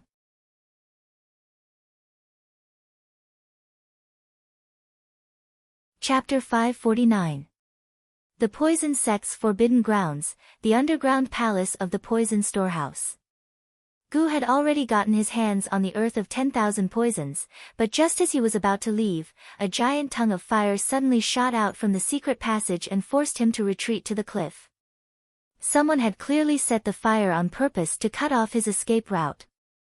This was because the fire mechanism in this secret passage had already been activated by the Chu siblings and Duanmu Bei, so it was impossible for it to burn again. Moreover, if it was a fire mechanism, the fire would definitely not burn towards the cliff, but towards the outside of the secret passage. The earth of 10,000 poisons on the cliff was afraid of fire. Leaving aside the fact that it was directly burned, the earth of 10,000 poisons' toxicity would begin to weaken when the surrounding temperature rose. In serious cases, it might even lose all of its toxicity. In that case, it wouldn't be able to mix with the perplexing butterfly illusion to create poisonous tears. Since someone had set the fire right after he'd entered, their goal was clear. Someone had been waiting here for him for a long time. Moreover, they hadn't stopped him directly, but used the fire to ambush him instead. Their goal couldn't be any clearer. They wanted his life as well as the earth of 10,000 poisons. Gu made a prompt decision and summoned a goshawk to send a message to Long Fei Yi and Han Yunqing, asking for reinforcements. He kept an eye on the earth of 10,000 poisons toxicity while keeping an eye on the fire. If Long Fei Yi couldn't come to his aid in time, he'd jump off the cliff with the earth of 10,000 poisons. Although he didn't know what lay below the cliff, it was better than watching the earth of 10,000 poisons turn to waste. As expected, the fire in the secret passage weakened on the day he asked for reinforcements. As the fire weakened, the temperature of the ground beneath the cliff dropped significantly. Long Fei Yi and Han Yunqing couldn't have arrived so quickly, but Long Fei Yi had mobilized the elite troops he'd hidden in Medical City to sneak into the underground palace as quickly as possible. The two groups of people fought fiercely outside the secret passage. Gu could faintly hear the sounds of fighting amidst the explosions. He'd thought it would be over quickly, but who knew that the battle would last for 10 whole days? Long Fei Yi must have sent a lot of people, and none of them were weak. Who set the fire? Was it the Chu clan? Was the Chu clan that powerful? Amidst the burning smell, Gu smelled the thick smell of blood. God knows how terrible the situation on the other side of the fire was. The fire, which had weakened a few days ago, gradually grew stronger. It burned the stone walls until they were scalding hot. The entire cliff, be it stone or soil, was burning hot. Damn it! Gu's beautiful face was deeply furrowed. He clenched the earth of 10,000 poisons that he had collected and looked at the raging fire with a cold and stern expression. He was so stern and serious that he was more resolute than usual. His flirtatious charm and playful laughter had nothing to do with him. A raging fire was burning in his eyes. He was so serious that it was frightening. The earth of 10,000 poisons was something that Poison Lass wanted, something that Poison Lass had entrusted him with. No matter what, he had to protect it well. On this day, he placed the earth of 10,000 poisons in his mouth without hesitation and stood at the edge of the cliff. If he could, he would have charged out of the flames long ago, but the heat would harm the earth of 10,000 poisons. He'd wait for another day. If the fire didn't die down and the temperature didn't drop, then he'd have no choice but to jump off the cliff. Gu had no idea that Long Fei Yi and Han Yunqing had already arrived. They'd received constant emergency reports on their way here and long understood the situation. Normally, it would have taken them 15 days to cover the entire distance, but the two of them only took 10. They'd left Tang Li and Chu Shifeng so far behind that they couldn't even see their shadows. By the time they arrived, they saw a group of elite soldiers fighting against a group of black-robed, masked men in the smoke. Han Yunqing recognized them as poison humans at a glance. No wonder Long Fei Ye's elite soldiers stationed at Medical City couldn't deal with them. Long Fei Ye's martial arts and Han Yunqing's poison skills made it very easy for the two of them to take care of the poison humans. Long Fei Yi examined the corpses in surprise. Jun Yixie's men. Han Yunqing didn't have time to worry about such details. She quickly ordered people to fetch water to extinguish the flames. Now that the poison humans were dead, no one threw anything else into the fire. The secret room was filled with stone and soil, so the fire would slowly die down and die out. But the smoke from the fire was deadly. How many of the people who died in a fire didn't burn to death, but choked to death instead? She was very worried about Gu. Long Fei Yi wasn't worried about Gu at all. He took out a new mask and wet it for Han Yunqing before continuing to examine the corpses. He didn't understand why the poison humans had set the place on fire. Moreover, they'd prepared so much incendiary material that it was obvious they were going to burn for days. Gu hadn't explained clearly in his letter either. What did this have to do with the earth of 10,000 poisons? He had a feeling that something wasn't right here. Han Yunqing. Long Fei Yi was about to speak when suddenly, several fire arrows shot out from the shadows. There was an ambush. Long Fei Yi immediately pulled Han Yunqing into his arms, and it was because he wanted to protect Han Yunqing that a fire arrow brushed past his arm, setting it ablaze. Han Yunqing hadn't even recovered from her shock when Long Fei Yi had already shielded her. He dodged several fire arrows and leaned against the wall, pressing his arm against the wall to forcibly extinguish the fire. The Chu family. The Chu family. Long Fei Yi and Han Yunqing blurted out those two words at the same time. Whether the Chu family had raised their own poison humans or had colluded with Zhu Nixia, it was hard to be surprised.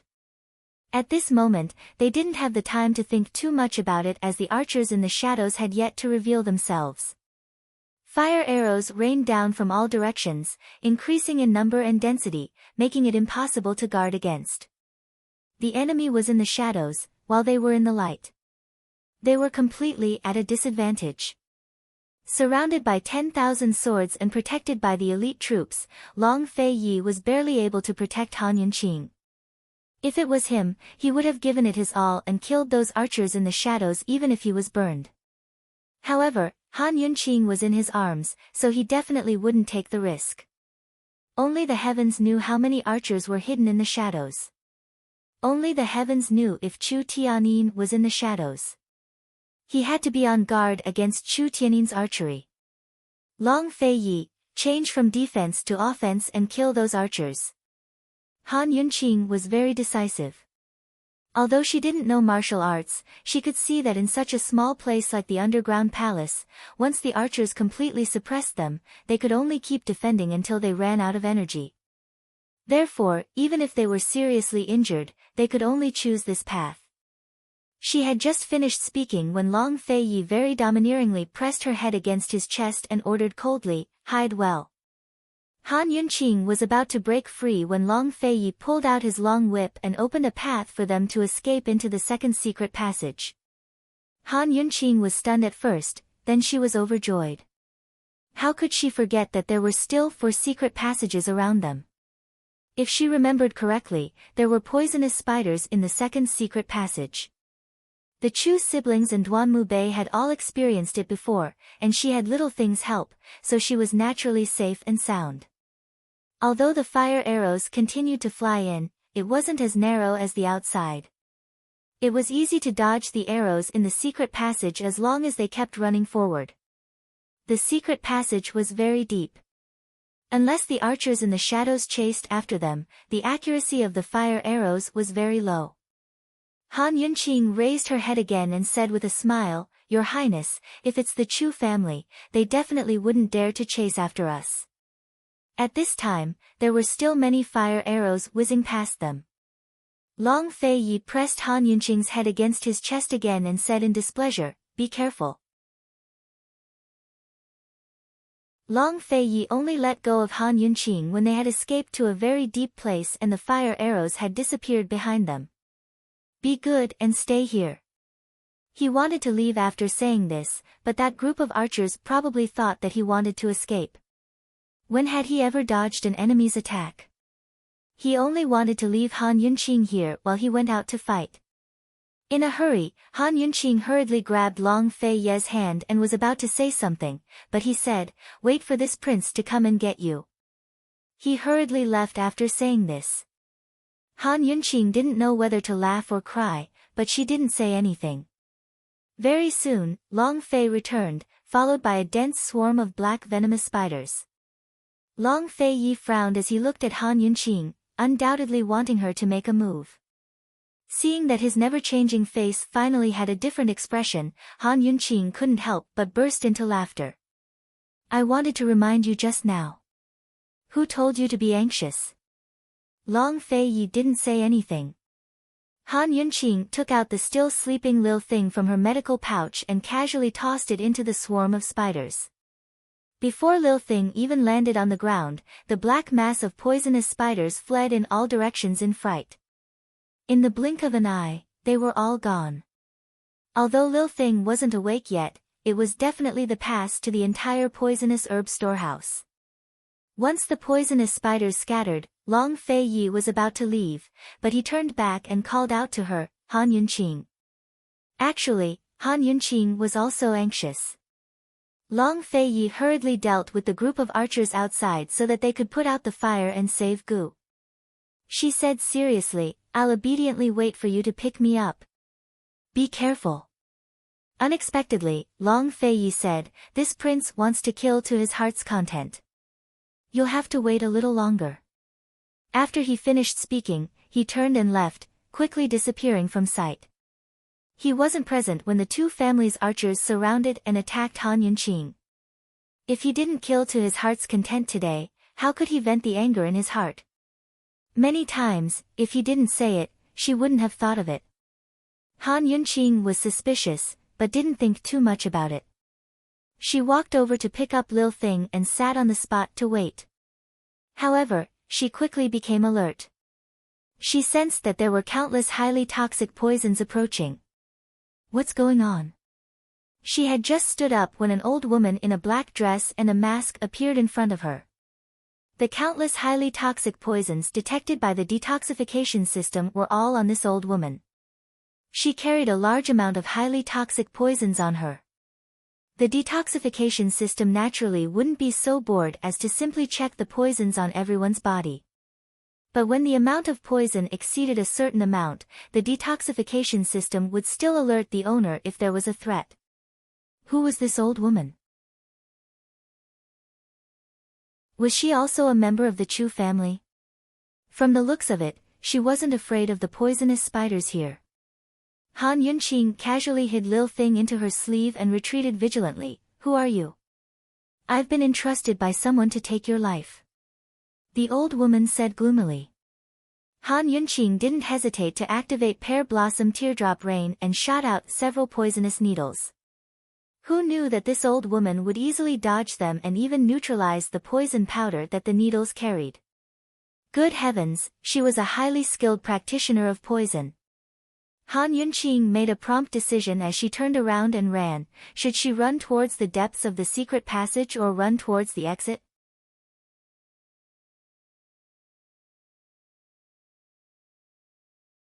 Chapter 550.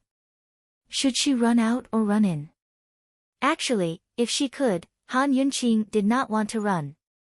But, if she didn't run, what could she do?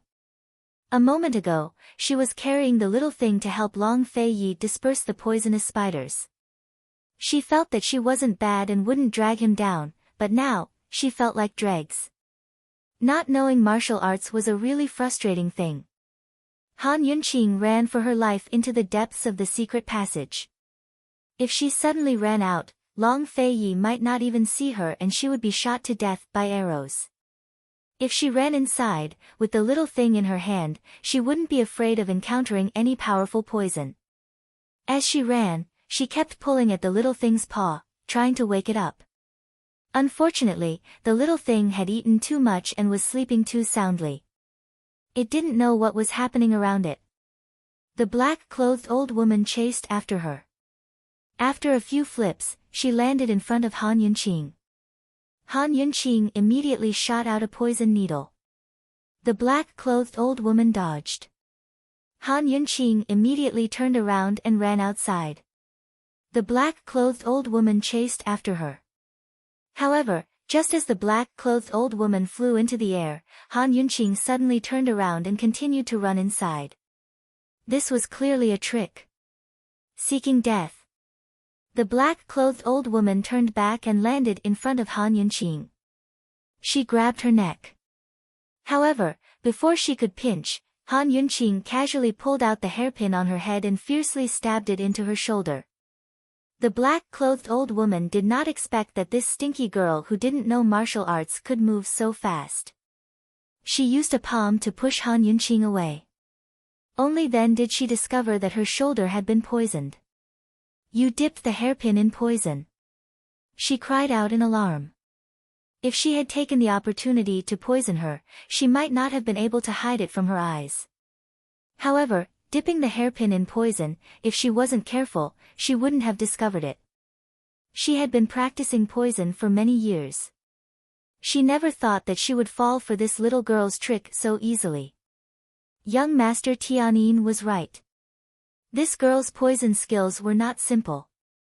Han Yunqing crawled up from the ground, blood trickling from the corner of her mouth. That slap just now had caused her internal organs to hurt, but she still held on. Cold, she said, it's too late for you to know. Smelly girl, hand over the antidote. The old woman in black approached step by step. Han Yunqing did not dodge. Coldly, she smiled. Come on. I'll give it to you when you get here. Once these words were spoken, the old woman in black actually stopped in her tracks. If she got too close, who knew how this girl would poison her? One had to know that she couldn't tell what kind of poison was on her shoulder. She only felt an unbearable itch. What, you don't want the antidote anymore? Han Yunqing raised her eyebrows and asked. Actually, she didn't have any good way to poison him. She was just bluffing to buy time for Long Fei Yi to arrive. Throw the antidote over. The woman in black said again, enduring the itch. Han Yunqing snorted, I'm just joking with you. Do you really think I'm afraid of you? Let me tell you, if you dare to take another step forward, I guarantee that your entire shoulder will rot. Rot?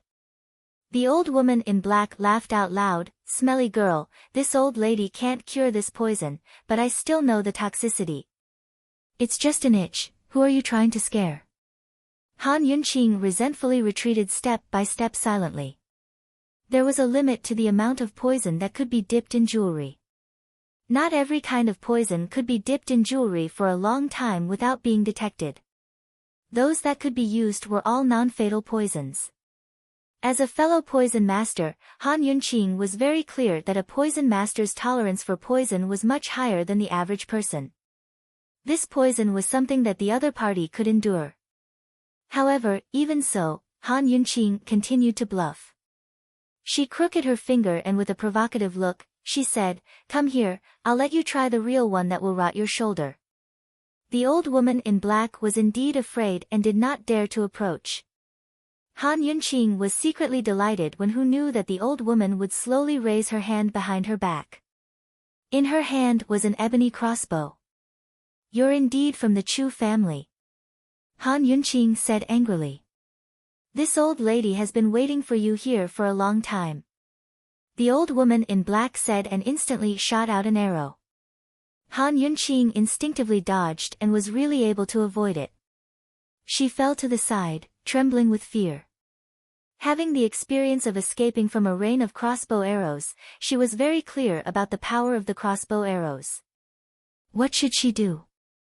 The old woman in black's crossbow was already aimed at her and the second arrow was about to be shot. Wait a minute. Han Yunqing anxiously said. The old woman in black disdainfully snorted and pulled the trigger, not intending to give her any chance. Who asked you to kill me? At least let me die in peace. Han Yunqing questioned. Even at this time, she still tried her best to stall for time, hoping that Long Fei Yi could arrive. The old woman in black laughed loudly, that person wants you to die in peace. What benefits did he give you? I can give you double. Han Yunqing said seriously. The old woman in black looked at Han Yunqing with eyes full of sympathy. She did not reply for a long time, clearly not giving her any time to talk nonsense. The crossbow arrow was already on the string and was about to fly out. At this moment, Han Yunqing was really afraid. Her mind was blank. Although she had experienced a few life and death situations, she never thought that death would come so suddenly. There was only one person left in her mind, Long Fei Yi. Today, if she died under this crossbow arrow, what would Long Fei Yi do? Go to hell. The old woman in black's voice fell and immediately released the arrow. Xiao, the arrow's sound was sharp and Han Yunqing instinctively closed her eyes. However, she waited for a long time, but death did not come. What was going on? Just as she opened her eyes, she saw that her surroundings were densely packed with spider webs. The webs were full of black spiders. Not far in front of her, a short crossbow arrow was bound by the spider's webs, suspended in mid-air and unable to move. That old woman in black was also bound by the spider's webs and was struggling violently. Han Yunqing touched the little thing in her sleeve. This little fellow was still unconscious. Could it be that the black spiders in the secret passage saved her for the sake of the little thing? Since this old woman in black dared to enter this secret passage, she was not afraid of the black spiders. Very quickly, not knowing what poison she used, the spider's webs binding her were all broken. Han Yunqing made a prompt decision to climb up and continue running into the secret passage. She only hoped that this group of black spiders could stop this old woman for a while. The deeper she went into the secret passage, the higher the terrain became. In the end, Han Yunqing was simply climbing a mountain. When she climbed to the top, she actually saw an exit in front of her. Turning back to see that the old woman in black had not chased after her, Han Yunqing was overjoyed. She did not have time to catch her breath and immediately ran out. However, she was immediately depressed. Because like the first secret passage, the exit was actually a cliff. Just as Han Yunqing was in despair, she suddenly saw a cliff protruding from the right side of the mountain not far away. On the cliff, there was a faint trace of demonic red goo. Han Yunqing was shocked.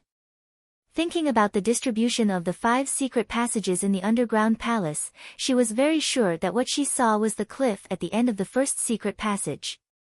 If it was not for the high terrain, she might not be able to see it. The distance was still a bit far. Han Yunqing was not able to see what Gu was doing, but she was very sure that the demonic red was him. Presumably, this fellow did not notice that there was a cliff above his head. Gu! Gu! I'm here! Han Yunqing shouted at the top of her lungs. Unfortunately, her voice was not loud and the cliff wind was very strong. Gu could not hear her at all. She picked up a stone and threw it over.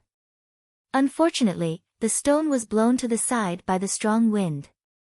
She used the pear blossom teardrop rain to shoot out several golden needles. Unfortunately, the golden needles were lighter than the stone. Although she shot them with a lot of strength, they were still blown away by the strong wind in the abyss. Han Yunqing was very anxious. She wished she could just jump down and be done with it. At this time, a crossbow arrow flew out from the secret passage and passed in front of Han Yunqing. It almost hit her. That black-clothed old woman had arrived. Taking 3 steps back was the abyss. Han Yunqing had no way to retreat. The black-clothed old woman did not shoot another arrow. Instead, she walked out of the secret passage step by step. The crossbow in her hand was aimed at Han Yunqing. Stinky girl, these poisonous spiders are actually protecting you? Where did you come from? The old woman was very puzzled. She had guarded the underground palace for over a year before she finally understood all the poisonous creatures here. However, she was still unable to control them. Why were these poisonous spiders protecting this girl? Could it be that this girl was related to the poison sect? Guess. Han Yunqing's entire back was soaked with sweat, but her expression was calm. Even if there was only the slightest chance, she had to seize it and stall for time. Long Fei Yi, if you don't come to pick me up now, you really won't be able to. You want to stall for time? The black-clothed old woman was very smart. She smiled and pulled the trigger without hesitation. Han Yunqing knew that she was doomed this time. She didn't close her eyes, but opened them wide to watch. If she was destined to leave, then it would be good to take one more look at this world. However, she saw him. She saw that he was in this world. Like an illusion, he suddenly appeared behind the black-clothed old woman. That handsome face she was most familiar with was as cold as ice. Those eyes she loved the most were frighteningly deep. He suddenly raised his sword. Only then did the black-clothed old woman notice. She was about to turn around, but it was too late. His long sword fell, the light of the blade flashing. The old woman's arm holding the crossbow also fell to the ground, splashing blood everywhere. The old woman even forgot to cry out in pain as she gaped at him. His gaze turned even colder. He pulled back his long sword and suddenly shot it up. The sharp tip of the blade pierced the old woman's foot and stabbed into the ground. Ah! The old woman screamed, forgetting that she could use poison. Han Yunqing took deep breaths. She was shocked, delighted, and scared. She looked at this all-too-familiar fellow and was about to cry. Long Feiyi, you're finally here. Long Feiyi finally looked at Han Yunqing. Han Yunqing was about to speak when he suddenly roared, Han Yunqing, can you be any more stupid? Don't you know you have to run outside? He killed all the crossbow archers outside and immediately came to find her, but he didn't see her. Instead, he saw a ground full of poisonous spider corpses. He came all the way here and saw the scene just now. This woman almost lost her life under the crossbow arrows. He didn't know if he was more afraid or angry. In short, under his rage, the hand behind his back kept trembling. Han Yunqing was frightened by Long Feiyi's shout. She stared blankly and didn't move. Still not coming over. Long Feiyi shouted at her again. He was clearly shouting at her, but he walked over to her. Who knew that at this time, the black-clothed old woman behind him would suddenly.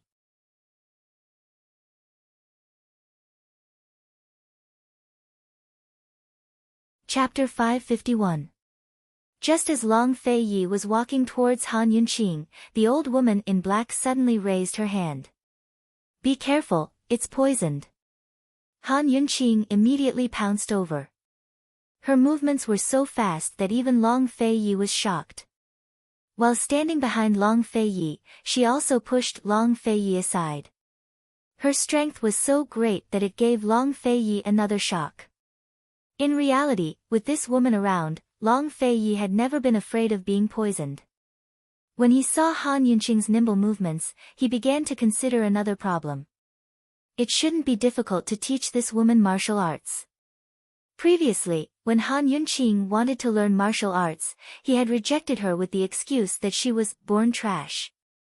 Ever since then, this woman had always believed herself to be trash. If she knew the truth, would she? While Long Feiyi was lost in thought, Han Yunqing suddenly coughed violently. Before he could ask, Han Yunqing took out an antidote from her medical pouch. After taking the medicine, she stopped coughing. When it came to poisons, Long Feiyi really didn't need to worry about anything. The old woman in black looked at Han Yunqing in disbelief. You have an antidote? She had given Han Yunqing 7 boiling powder, a powder made from 49 different poisons. If she accidentally inhaled it, it would be impossible to save her if she didn't have an antidote within half a day. How could Han Yunqing have an antidote? What a coincidence! Han Yunqing was about to answer, but Long Feiyi said coldly, Han Yunqing, you still haven't answered this prince's question. The old woman in black jumped in fright when she heard this. Wasn't His Highness Duke of Qin worried at all that she would poison her again? He was actually ignoring her so thoroughly. For better or for worse, she was one of the top poisons masters in the Chu clan. Han Yunqing didn't dare to look at Long Feiyi. She lowered her head. If she knew that the old woman in black had a crossbow, she wouldn't have run into the secret passage. She originally planned to let the old woman in black catch her if she couldn't run away. Once she got close, she would be able to poison her. Who knew that the old woman in black had a crossbow that could kill people from a distance? Answer this prince's question. Long Feiyi was furious. How should Han Yunqing answer? Since it had already happened, there was no point in explaining. Just as she was about to answer, the old woman in black used poison again. Poison powder again. Han Yunqing raises her hand and directly takes out the antidote to break the poison in the air, which makes the old woman in black stunned. Long Fei Yi didn't even look at her. His attention was completely focused on Han Yunqing. If it weren't for Long Fei Ye's protection, Han Yunqing wouldn't be able to use her poison to its fullest extent. If it weren't for Han Yunqing's assistance, Long Fei Ye's martial arts would be restricted by a poison expert no matter how strong he was. They were simply a perfect match. The old woman in black wasn't willing to give up and used 5 different poisons at once. This time, Han Yunqing was furious. She suddenly turned around to face the poisons. She didn't even bother to take the antidote and directly used the detoxification system to detoxify her. Coldly, she said, "You have a total of 32 poisons on you. 15 of them are fatal. The remaining ones aren't weak either. They're all highly toxic."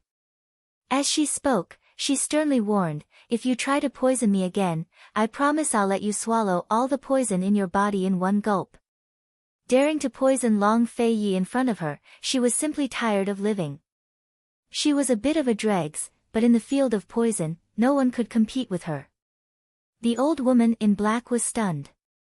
Seeing that Han Yunqing didn't even detoxify the poison and was completely fine, she finally didn't dare to make any more moves. Taking all 32 poisons at once would result in a very miserable death. It was better for her to be ignored. Han Yunqing spat out a mouthful of turbid air before turning around to face Long Fei Yi. Just a moment ago, she was still mighty and domineering, but now, in front of Long Fei Yi, she immediately wilted. Long Fei Yi's hands behind his back were still trembling. He couldn't imagine what would have happened if he had come a step later. "Speak," Long Fei Yi coldly said. Han Yunqing was startled for a moment, but she truthfully replied, "I was afraid that running outside would cause me to die faster." "You?" Long Fei Yi was furious. "You underestimate this prince that much?" Actually, she was more afraid of dragging him back, distracting him, and injuring him. Han Yunqing was about to explain, but Long Fei Yi angrily roared, "Han Yunqing, this prince will never forgive you." Han Yunqing finally felt the fear hidden in his monstrous anger. It was this sentence again. This was the second time he said that he would never forgive her. Would there really be a day when he wouldn't forgive her? Her heart ached for no reason as she stepped forward to hug him. After a long time, he didn't move, so she said in a low voice, "Long Fei Yi, don't be angry. I know I was wrong." Long Fei Yi wished he could strangle this stupid woman to death, but all his anger turned into a silent sigh. He also hugged her tightly. "There won't be a next time." He secretly decided not to teach her martial arts. She was already so bold without knowing martial arts. Once she learned martial arts, wouldn't she run in the opposite direction from him? There won't be a next time. These words were not for her to hear, but for himself to hear. The old woman in black looked at Long Fei Yi and Han Yunqing tightly hugging each other. Although she wanted to take this opportunity to attack, she hesitated again and didn't dare. One of her hands was crippled and she was bleeding profusely. Her leg had also been nailed to the ground by Long Fei Yi's sword. In this situation, her only way out was to beg for mercy. She could only silently wait for Long Fei Yi and Han Yunqing to finish hugging each other. In the end, Long Fei Yi let go of Han Yunqing first. Han Yunqing was actually more afraid than Long Fei Yi, but she was afraid in her heart. She wanted to learn martial arts more and more. She didn't know if there was any way to make up for a natural trash like her. When they went to Tianshan next year and met the Wulin Supreme Elder, Kenzo, perhaps she could ask him. Long Fei Yi began to interrogate the old woman. "You're from the Chu clan. As long as your Highness Duke of Qin agrees to let me live, I'll tell you everything," the old woman laid down her terms. Long Fei Yi asked, "Before you say anything, how can this prince judge your worth? I'm sure your Highness is very curious as to why the Chu clan has come to the Poison Sect's forbidden grounds," the old woman said seriously. "All right, your lordship can spare your life," Long Fei agreed easily. The old woman was delighted and immediately confessed everything. I'm a poison master raised by the Chu clan. I was ordered to guard this place a year ago and lay a trap for you. How did Chu Tianyin know we'd come again? Han Yunqing was curious. Because of the earth of 10,000 poisons. A year ago, young Master Yin led a group of poison masters and found the earth of 10,000 poisons at the end of the secret passage. He discovered that you'd left behind some rocks to block the path, but didn't take the earth of 10,000 poisons away. That's why he guessed you'd come again, the old woman explained. Actually, this was all a misunderstanding. Han Yunqing and the rest had no idea it was the earth of 10,000 poisons. If they did, they would have taken it long ago and never come again. Han Yunqing didn't explain, but asked doubtfully, does Chu Tianyin know about the earth of 10,000 poisons? If not for Gu's words, Han Yunqing wouldn't even know about its existence. She'd never seen such a thing in any of the poison scriptures she'd read before. Perhaps it was something unique to Cloud Realm continent. The old woman shook her head. She'd only heard about it before. I'm not sure. Which aunt probably told him? Which aunt? Who's that? Long Fei Yi asked. Young Master Yin's most powerful poison master, the old woman replied honestly. Han Yunqing vaguely remembered reading about the witch ant in Cloud Realm continent's poison records. She never expected Chu Tianyin to interfere with Tianning's internal affairs and get involved in the poison world as well. His ambitions weren't small, and his background wasn't simple either. Why did you set the fire? Long Fei Yi asked again. This was the only thing he couldn't figure out. There was no need to set the place on fire for such an ambush. The old woman fell silent. Are you going to tell me or not? Long Fei Yi wasn't so patient. Your Highness Duke of Qin, I'll tell you everything. You can't go back on your word, the old woman was still afraid in the end. Your lordship won't go back on his word. Long Fei Yi replied.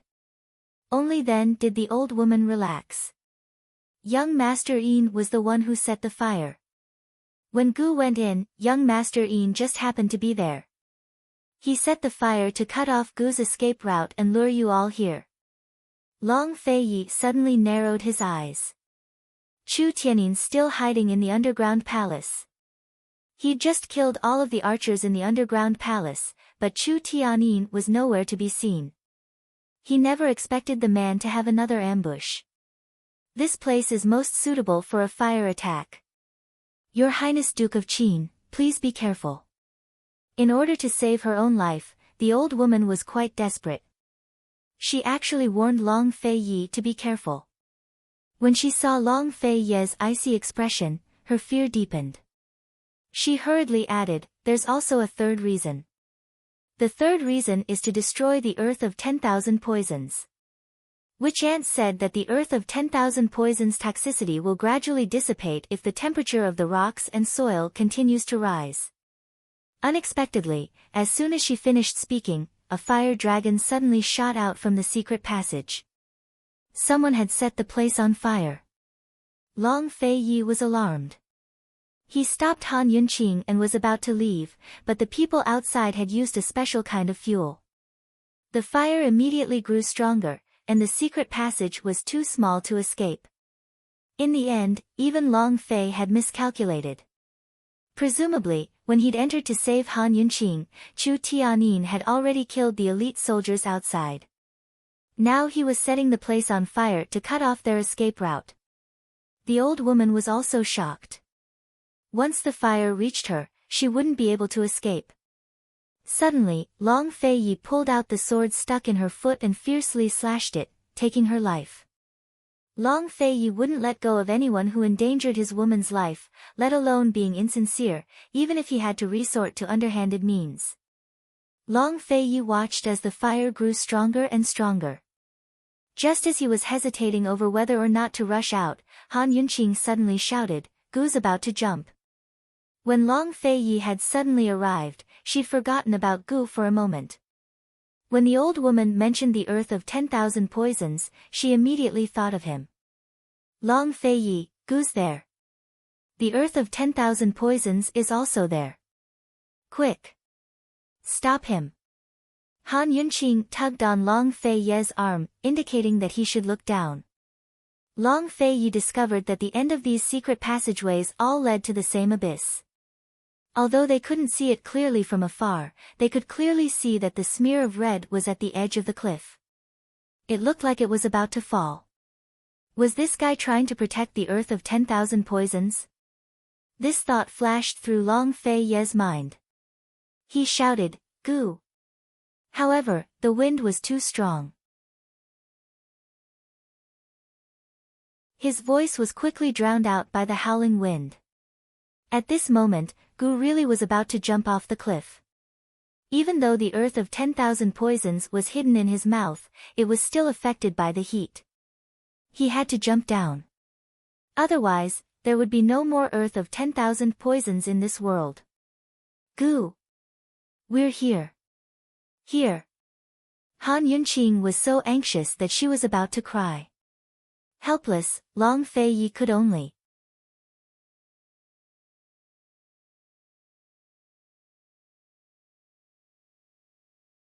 Chapter 552. Han Yunqing was already on the verge of jumping off the cliff, so what could Long Fei Ye do? Helpless, he could only grab Han Yunqing and use the cliff as leverage to fly towards Gu. The closer they got to the cliff, the more unbearable the heat wave became. This place had been burning for so long that even the air was hot. But both of them had overlooked the fact that Han Yunqing had shot out multiple poison needles in succession. As they drew closer, Gu Qishao quickly sensed the movements in the air. As soon as he saw Long Fei and Han Yunqing, his solemn, beautiful face blossomed into a dazzling smile. It could even be described as a devastatingly beautiful woman capable of causing the downfall of nations. So beautiful, Han Yunqing couldn't help but sigh. She was clearly nervous, but seeing that smile, her mood suddenly improved. Of course, even though she was in a good mood, she didn't forget about the important matter. Before she even landed, she activated her poison storage space, wanting to collect the earth of 10,000 poisons. If she hadn't been so far away, she would have already collected the soil into her poison storage space. Unexpectedly, the poison storage space rejected her command. At the same time, the detoxification system issued a warning. The toxicity of the soil was very weak and was still decreasing. It was already below the minimum threshold. In other words, the toxicity of the soil was negligible. Han Yunqing exclaimed, "Long Fei Ye, this is bad."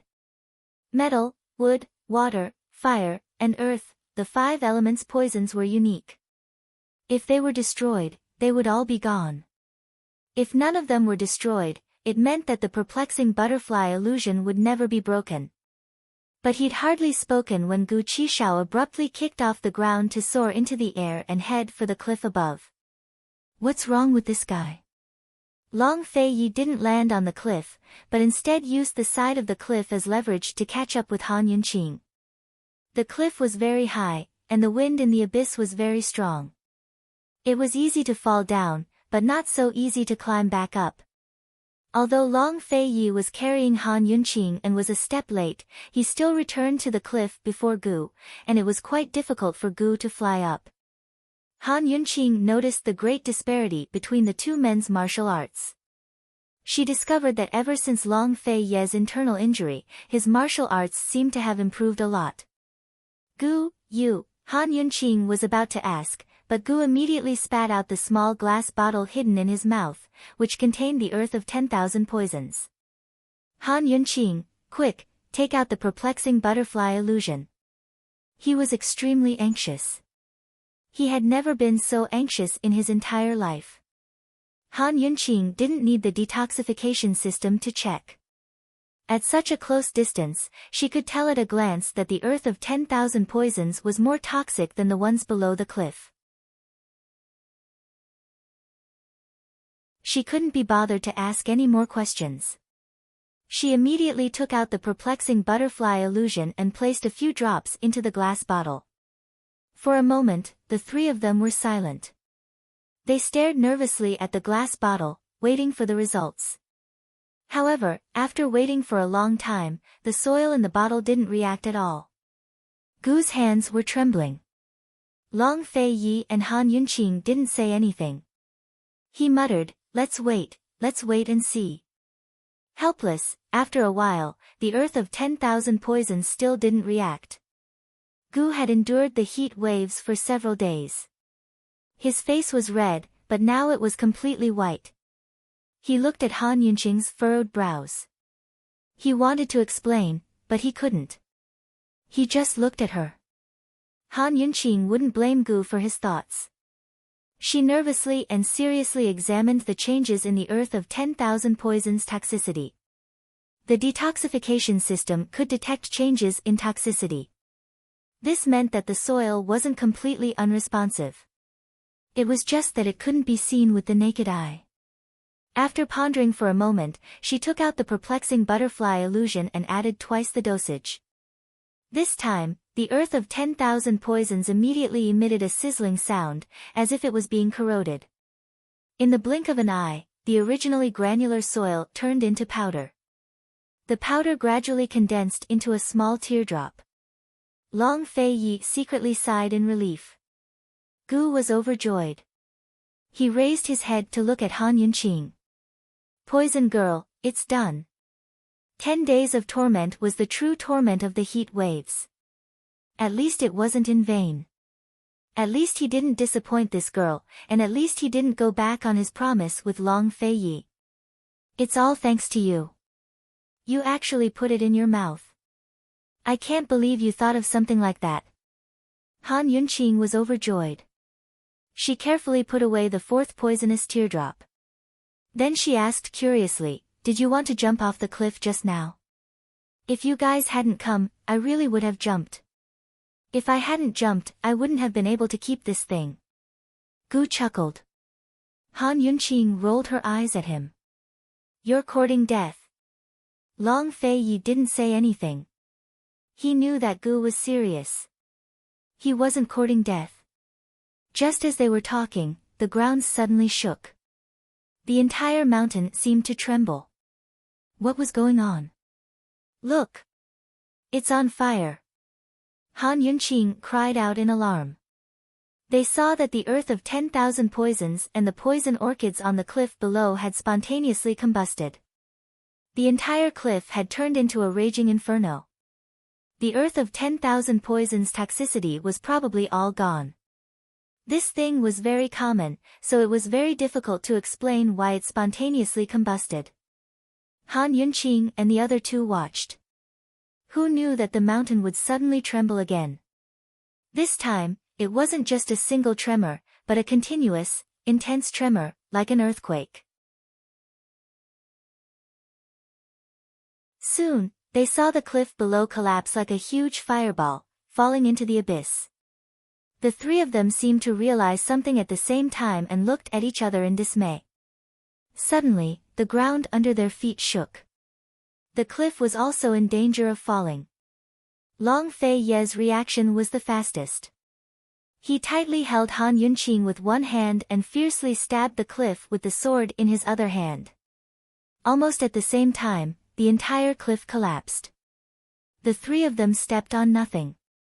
Gu's movements were half a beat slower than Long Fei Yi, but he pulled out his dagger in time and stabbed it into the wall, hanging next to Long Fei Yi and Han Yunqing.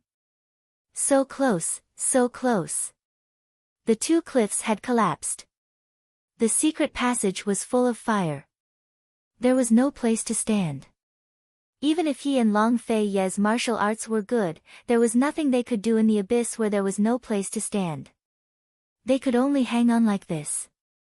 It seems like the underground palace is going to collapse. Gu said. Crow's beak. Han Yunqing glared at him. Actually, she was thinking the same thing. Long Fei Yi suddenly blew a cold whistle, summoning a messenger hawk that landed on his arm. The hawk tore at his sleeve and immediately flew away. Tang Li and Chu Shifeng should be arriving soon. Long Fei Yi only hoped that they could hold on until Tang Li and Chu Shifeng arrived. But as soon as the hawk flew away, Gu's dagger slid down with a crack. Gu grew alarmed. Long Fei Yi and Han Yunqing looked over at the same time and saw Gu's dagger cracking in the Xian stone. A dagger wasn't as long as a sword, so it couldn't bear Gu's weight if it didn't go deep enough. Gu, hold on tight. Han Yunqing reached out without hesitation. Gu was still hesitating when the dagger slid down again. Just as it was about to slip out, Han Yunqing grabbed his wrist and wouldn't let go. Very soon, Gu's dagger slid out of the cliff, but he quickly stabbed it to the side. Unexpectedly, the stone began to crack as soon as it touched the ground. He couldn't hold on. The entire mountain trembled as pebbles of all sizes slid down. Even the places where Long Fei's sword had stabbed into the ground were filled with pebbles. Fortunately, his sword was long enough, or else the consequences would have been unimaginable. Gu couldn't find a place to support himself, nor could he fly with his martial arts skills. If not for Han Yunqing holding on to him, he would have fallen long ago. Han Yunqing always felt that she was very strong, stronger than many men. But this time, she realized that her strength was pitifully weak. She couldn't support Gu's weight with just one arm. She didn't want to let go, but her hands slid down uncontrollably. Gu, quickly hold on to me, quickly. She urged anxiously. But Gu was still looking for a place to support himself. Gu, did you hear me? Hold on to me, quickly, I can't hold on any longer. Han Yunqing was both angry and anxious. Was this fellow's brain damaged? The surface layer of the cliff kept peeling off and his short dagger couldn't penetrate too deep. He was very strong and it was much easier for him to hold on to her hand than she held on to him. Gu Qishao, hurry up. Did you hear me? You're courting death. Han Yunqing was so anxious that she went crazy. She stretched out her other hand to hold on to him, holding on with all her might. Long Fei Yi saw all of this. It must be known that every bit of strength that Han Yunqing gave to Gu was supported by him. That was equivalent to him supporting both Han Yunqing and Gu's weight. He held on to his sword tightly with one hand and held on to Han Yunqing's waist with the other. Actually, he was also holding on with all his might. But he didn't say a word and just looked at the woman in his arms who was risking her life to save someone else. Finally, Gu gave up. He threw away the dagger and raised his head to look at Han Yunqing. Han Yunqing was overjoyed. Hold on to my hand, quickly, I can't hold on any longer. But Gu Qishao only said, let go. He was very, very serious and didn't seem like he was joking at all. Poison girl, why are you getting more and more stupid? If you don't let go, all three of us will die. Long Fei Ye's long sword could at most support the weight of 2 people. If he were to join in, the long sword would probably break before it even slid off the cliff. Han Yunqing obviously knew this. She roared, you're the stupid one. If you die, who will help us break through the perplexing butterfly illusion? Hold on tight, don't pretend to be great here. I won't let you die. Long Fei Yi lowered his dim eyes and still didn't say a word. Gu smiled helplessly and advised, Poison girl, don't say such angry words. Let go. How could Han Yunqing let go? She held on even tighter and asked angrily, Gu, what kind of people do you think Long Fei Yi and I are? Since they had chosen to travel together, they wouldn't leave each other. Let me tell you, even if you die right now, I won't let go and let you die without a corpse. As soon as she said this, Long Fei Yi finally looked up. He understood Han Yunqing's intentions. Gu was stunned. Wouldn't leave each other. He had no mother since he was young. He was abandoned by his biological father when he was not even 10 years old. He was expelled from the medical school before he even reached adulthood. He had lived for more than 20 years, and this was the first time someone had said so firmly that they wouldn't leave each other. Han Yunqing, to be able to hear these words from you, this life is worth it. Gu smiled like a child, bright and clean. He said, Poison girl, just let go. Actually, I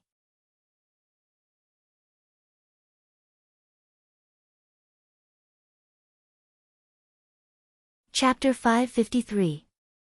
Before Gu could finish, Long Fei cut him off cold. Gu, you still haven't come with your lordship to take care of those old fellows from Medical City. Why are you in such a rush to die?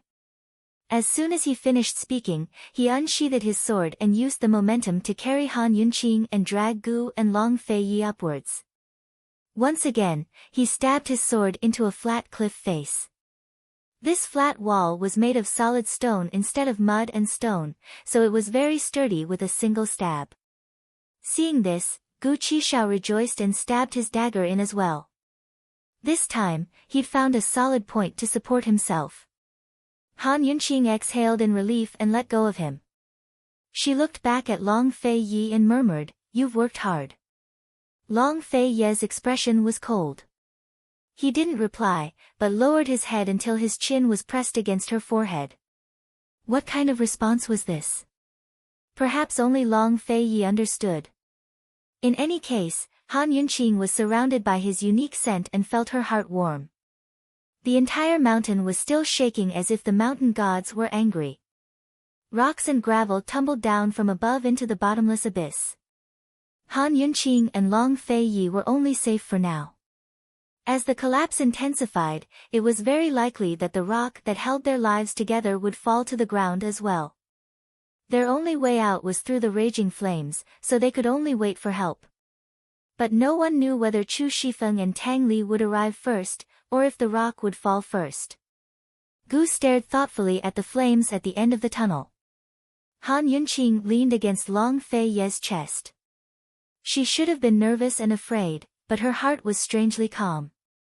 She remembered a saying, when you're with the person you like, you don't fear life or death. Perhaps this was the feeling. As for Long Fei, he was staring off into the distance, his eyes unfocused. It was unclear what he was thinking. In short, these three people were walking on the edge of life and death, yet no one was afraid. Suddenly, Gu Qishao shouted, "Quick, look! The fire is out." Long Fei and Han Yunqing didn't think much of it. They were both in a daze, too lazy to pay it any attention. No matter how fast Chu Shifeng and Tang Li were, there was no way they'd be able to get here and put out the fire in such a short time. Gu must be joking out of boredom. Look! The fire is out, it's out. Gu was so agitated that he reached out to grab Han Yunqing's sleeve. Just now, they had been holding hands for a Long Fei, but he didn't say anything. Now that he pulled her hand down, he said coldly, "Let go." As soon as he said that, Han Yunqing suddenly exclaimed, "The fire is out. It's really gone." Long Fei looked towards the secret passageway and saw that the raging fire was really gone. What's going on? Gu, go take a look. I'll go take a look. Long Fei and Gu spoke at the same time. Long Fei stuck out a leg, and Gu jumped up without hesitation to stomp on his foot and fly towards the secret passageway. As soon as he reached the entrance, he saw that the fire had really been extinguished. He shouted at Long Fei, who carried Han Yunqing and flew over. All three of them landed on the ground, but their hearts didn't calm down. The fire had been extinguished too suddenly. Could it be a trap? But whether or not it was, this was their only path. Standing here was even more painful than hanging in the abyss. The underground palace swayed more and more violently, as if it would collapse at any moment. There was no discussion or conflict. Long Fei protected Han Yunqing at the back while Gu scouted the way in front. They dodged the falling stones as they quickly passed through. They could see that the secret passageway was covered with gravel and soil. Someone must have used soil and rocks to extinguish the fire. This method of extinguishing the fire was very clever. Not only did it use local materials, but it also didn't use water to extinguish the fire. So once the fire was extinguished, Han Yunqing and the rest could immediately escape without waiting for the smoke to disperse. Han Yunqing felt that the person who extinguished the fire didn't seem to be setting a trap, but more like helping them with good intentions. If it was a trap, there was no need to go through so much trouble. They could have just trapped them in the abyss and be done with it. Of course, in an emergency situation, Han Yunqing didn't have time to think too much. The more they escaped, the more they realized that the underground palace was collapsing. When they were about to reach the exit of the secret passageway, half of the passageway had collapsed. Fortunately, it didn't collapse completely, so they could still get out. However, when they came out of the second secret passageway, they saw that the big stone outside the secret room was sealed. The ground was shaking, and they couldn't even stand steadily in the secret room. Gravel and soil kept falling, and it seemed like the place was going to be flooded. This path seemed to be more of a dead end than the abyss. "Watch her," Long Fei Yi said sternly. Gu hadn't recovered from his shock yet. Seeing Han Yunqing's awkward expression, he finally understood what was going on. Gu deliberately stood behind Han Yunqing and replied very happily, "Don't worry." Long Fei Yi let go of Han Yunqing and found the exit. He circulated his energy with both hands and quickly struck out, smashing the big stone blocking the way into pieces. Seeing this, Han Yunqing and Gu both sucked in a breath of cold air and exchanged glances, as if telling each other not to provoke this fellow in the future. Behind the big stone, there were some small stones piled up together. Long Fei Yi raised his sword and chopped down fiercely.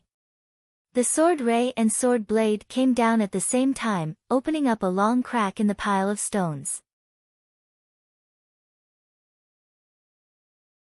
Sword chi seemed to have gathered in this crack and didn't dissipate.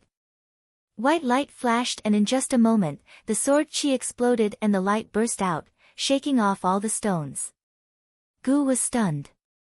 How deep did one's inner strength have to be to turn into sword chi and gather in such a way?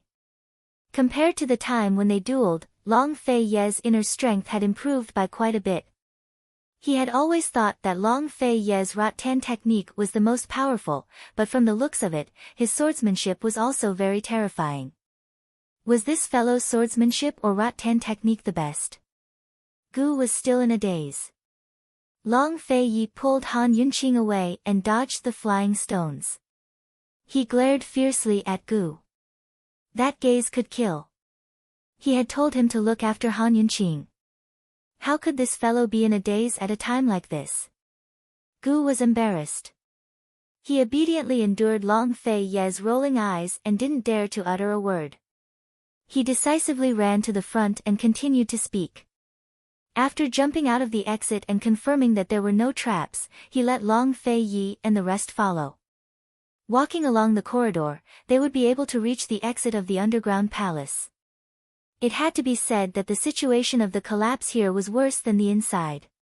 Along the way, Gu and Long Fei Yi had cleared away quite a few stones that were blocking the way. The strange thing was that they didn't encounter any traps or ambushes along the way. This made them even more cautious of the road ahead. Would the danger be at the last step of the exit? After all, they were going all the way up. It would be too easy to ambush them. At this time, Long Fei Yi shook away a huge stone. Amidst the dust, two figures could be seen in front of them. "Careful!" Long Fei Yi cried out in alarm. His first reaction was to shield Han Yunqing behind him. At almost the same time, Gu pulled Long Fei Yi to the side and blocked the incoming crossbow arrow. That's right. The two in front were Chu Tianin and a middle-aged woman in black. After Long Fei Yi killed all the crossbowmen, he went to find Han Yunqing. Chu Tianin followed behind with the mantis and set fire to cut off Long Fei Ye's escape route. Chu Tianin was always on guard against Long Fei Yi. He had originally planned to let the fire burn for half a month, trapping Gu and Long Fei Yi to death before leaving. But he never imagined that the underground palace would collapse. He could only run. Unfortunately, he was blocked by a huge stone. He couldn't get out no matter how much effort he put in. He never imagined that Long Fei Yi and the others would be able to escape. The crossbow arrow hit Gu's shoulder. Chu Tianin didn't show any mercy and immediately fired a second arrow. He personally shot. The power and accuracy of the crossbow arrow was 10 times that of the previous crossbow experts. The second arrow was still aimed at Han Yunqing. He didn't take Gu seriously. His ultimate target was Long Feiyi. To hurt Long Feiyi, he naturally had to target his weak spot, Han Yunqing. Long Feiyi naturally saw through Chu Tiannin's intentions. His eyes were terrifyingly cold. It was good that he ran into Chu Tiannin. He could settle old scores and new grudges together. He narrowed his eyes at the crossbow bolt flying towards Han Yunqing. Just as it was about to reach his eyes, he caught it with unerring accuracy and shot it out with his bare hands. Like a clap of thunder, it shot towards Chu Tiannin. Chu Tiannin hurriedly tilted his head. He had almost been injured. Shock flashed through his eyes. Only now did he see Long Feiyi's true strength. He threw away the ebony crossbow arrow and took the long arrow from the black-clothed woman. He actually made the action of drawing the bow with his bare hands. His action of drawing the bow seemed slow, but it was full of power. There was no bow, no string. There was only a long arrow in his hand. It gave people a very real feeling of an arrow on a string, a bow ready to shoot. Han Yunqing and Gu were stunned. It was inconceivable. Without a bow, could a long arrow really be shot? It had to be known that Chu Tiannin was holding the tail of the arrow. No matter how much strength he had, he couldn't shoot it far. What kind of move was this? Was it a bluff to fool people? However, Long Feiyi lowered his voice and said very seriously, "Gu, watch her." This time, Gu didn't dare to be careless. He was standing behind Long Feiyi, and he also pulled Han Yunqing behind him to protect her. Han Yunqing cold looked at the black-clothed woman next to Chu Tiannin. She said in a low voice, "Long Feiyi, the tip of the arrow is poisonous. Once touched, it will be fatal. You must be careful." If she guessed correctly, this black-clothed woman must be the witch ant that the black-clothed old woman spoke of. Long Feiyi nodded and pulled out a long whip from his waist. Driving arrow technique. He had investigated the Chu family for a long time, but he still couldn't confirm it. He didn't expect Chu Tiannin to reveal his true colors here. Drawing the bow with one's bare hands was the secret art of the Serene clan, one of the 7 noble families. It was clearly recorded in the annals of the 7 noble families. Although he didn't have a bow, the explosive power of the arrow couldn't be underestimated. Since Chu Tiannin had used his family's special skill, he must have been prepared to silence them. He wanted to see who would be silenced in the end. Suddenly, there was a sharp sound. The poisonous arrow was like a hot knife through butter, pressing forward with irresistible force. After releasing the arrow, Chu Tiannin didn't stop. He actually shot several arrows in succession. Whoosh! Whoosh! Whoosh! Each arrow was fiercer than the last, and they all came from different directions. It could be said that they were attacking from all directions.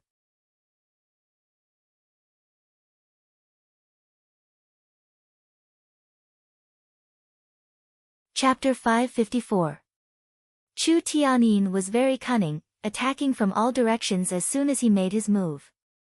In this narrow space, Long Feiyi's proficient swordsmanship and whip techniques were all restricted, unable to display their normal level, while Chu Tiannin's bare-handed driving arrow technique had a huge advantage. Several arrows were fired, and Long Feiyi swept his whip across, sweeping all the arrows down. In this kind of disadvantageous situation, Long Feiyi had to seize the opportunity to restrict Chu Tiannin's arrows. Chu Tiannin didn't give Long Feiyi a chance to catch his breath, quickly launching a second round of attacks. Shio, shio, shio, arrows flew over. Long Feiyi's whip was restricted, and he could only dodge blindly. If it was in the past, he would definitely not hesitate to use his body as a shield. Even if he was hit by a few arrows, he would still get close to Chu Tiannin and directly take his life. However, Han Yunqing had just said that Chu Tiannin's arrows were highly toxic, fatal upon contact. A poison that could make Han Yunqing give such a warning was definitely not simple. Even if Han Yunqing could detoxify the poison in time, it would still take time. Being suppressed like this, Long Fei Yi was very sullen. Long Fei Yi dodged the arrows while thinking of a countermeasure. However, it was very regrettable that their luck was really bad this time. If he continued to block like this, Chu Tianyin would definitely be able to see through his whip pattern and easily find a loophole. Long Fei Yi was too used to fighting alone, ignoring Gu's existence. Even if this guy was injured, he was still a general. Gu, who had been shot in the shoulder, was protecting Han Yunqing while squinting his long and narrow eyes to look around that black-clothed woman. He was holding a seed in his hand, looking for suitable soil. Han Yunqing wasn't idle either. She was staring at Chu Tianyin, and the pear-blossom teardrop rain in her sleeve was always in an active state. Although she couldn't kill Chu Tianyin, a few poisonous needles could still interfere with him. Before Gu could find a suitable soil, Han Yunqing made her move. She suddenly shot out several poisonous needles, all aimed at Chu Tianyin's legs. Unexpectedly, Chu Tianyin dodged all of them. As he dodged, the arrows in his hands didn't stop. Instead, he sent quite a few of them towards Han Yunqing. Not only was this guy good at archery, but his martial arts were also top-notch, far beyond their imagination. Faced with this situation, Long Fei Yi wanted to go all out and fight, but the tunnel was too small. Neither the long whip nor the long sword could be used to their fullest potential. Does Your Highness Duke of Qin and Qin Wangfei wish to fight 2 against 1? Chu Tianyin mocked. Previously, when they met by chance in the underground palace, he was still very polite. But this time, he would not be so polite. Wrong. 3 against 1. Gu replied arrogantly. He casually tossed a tiny seed at Chu Tianyin. Since he couldn't find a suitable soil, then he would use Chu Tianyin's flesh as the soil. But Chu Tianyin dodged again, but the arrows in his hands didn't stop. Swish, swish, swish. Long Fei Yi struck all of the arrows to the ground with his whip. I didn't expect the Chu clan's first young master to be so secretive. I didn't expect Elder Kenzo's proudest disciple to be so skilled in the whip. Although Chu Tianyin retorted, he was still impressed. Long Fei Yi was the first person in history to be able to block his driving arrow technique for so long. The situation between the two didn't change just because Han Yunqing and Gu joined the fight. In a sense, Chu Tianyin really did have the ability to fight 1 against 3 in this tunnel. Otherwise, he wouldn't have revealed the Chu clan's secret art, the driving arrow technique. Han Yunqing and Gu didn't give up. They turned to attack the black-robed woman. One shot out a hidden needle, the other a seed. But to their surprise, the black-robed woman easily dodged their attacks as well. Han Yunqing grew alarmed. Gu, are you a piece of trash like me, or is she just too strong? Even if her weapons couldn't hit him, Gu Qishao had to at least hit him. Gu narrowed his eyes dangerously. This woman is even stronger than Chu Tianyin. As soon as he finished speaking, he quickly pulled Han Yunqing aside. A sharp arrow pierced through Long Fei Yi's defenses and flew past Han Yunqing's face. So close. Long Fei Yi was alarmed as well. He finally realized that the true expert was this black-robed woman. I wanted to take a closer look at the man Chinga has set her eyes on, but now it looks like the black-robed woman's lips curved into a cold smile. She didn't finish her sentence, but drew her bow with her bare hands and waited for an arrow to shoot. Her cold demeanor was so similar to Chu Chinga's. Who was this woman to the Chu clan? Long Fei Yi had no time to guess, so he retreated to Han Yunqing's side. Withdraw. Chu Tianyin and the black-robed woman both laughed. Since they'd revealed the driving arrow technique, they had to see them die with their own eyes. Without hesitation, the two of them fired arrows at the same time. Long Fei Yi had no time to retreat, so he could only block again. This time, he was facing double the power of the previous attack. The first time, he blocked it. The second time, 2 arrows flew past him and headed for Han Yunqing. Fortunately, Gu blocked them. The third time, the arrows brushed past Long Fei Ye's face. Although they didn't hit him, they were grazed by the sharp air. It had to be said that this was the most sullen Long Fei had ever felt in his life. "You guys leave first," he said sternly. "Impossible. You're thinking too much." Han Yunqing and Gu were both dissatisfied. At this moment, there was a sudden rumble behind Chu Tianyin and the black-robed woman's backs. The boulders in their way crumbled apart, filling the air with dust as Tang Li and Chu Shifeng's figures grew clearer and clearer. Reinforcements had arrived. Tang Li and Chu Shifeng had rushed here as soon as they received the letter.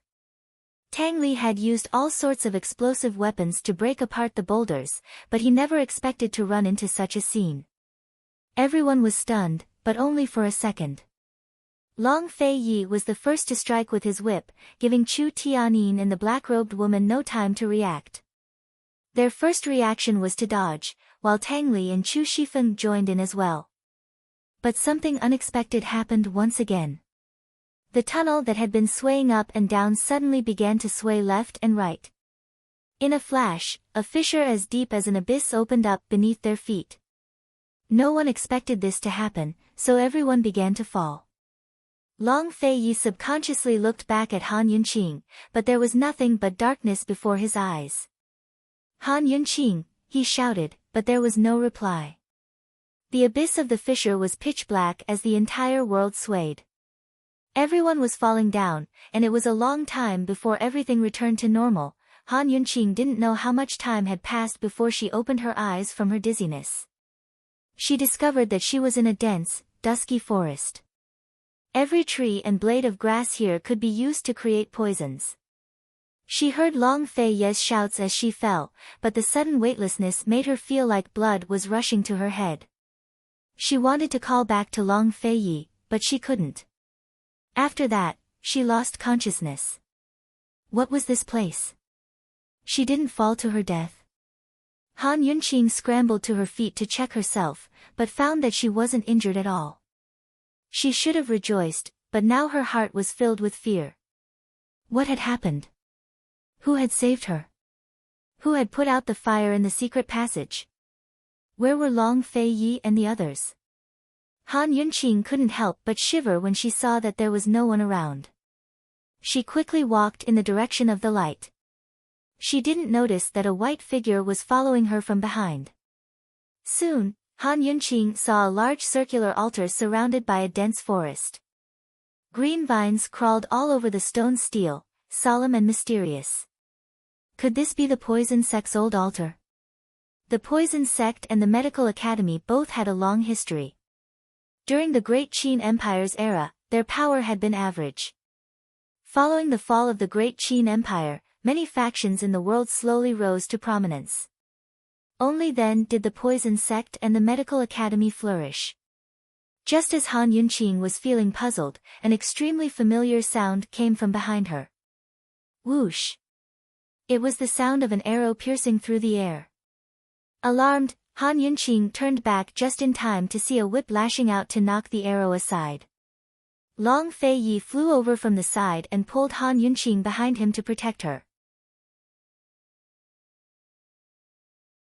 At the same time, Gu, Chu Shifeng, and Tang Li all flew out of the forest to land by their side. They'd fallen through the darkness and arrived in this forest without anyone noticing. They were all together, but Han Yunqing was nowhere to be seen. If they hadn't happened to be nearby and heard the arrow, heaven knows what would have happened. Long Fei Ye's expression was unsightly, but he remained calm. "Who saved you?" he asked in a low voice.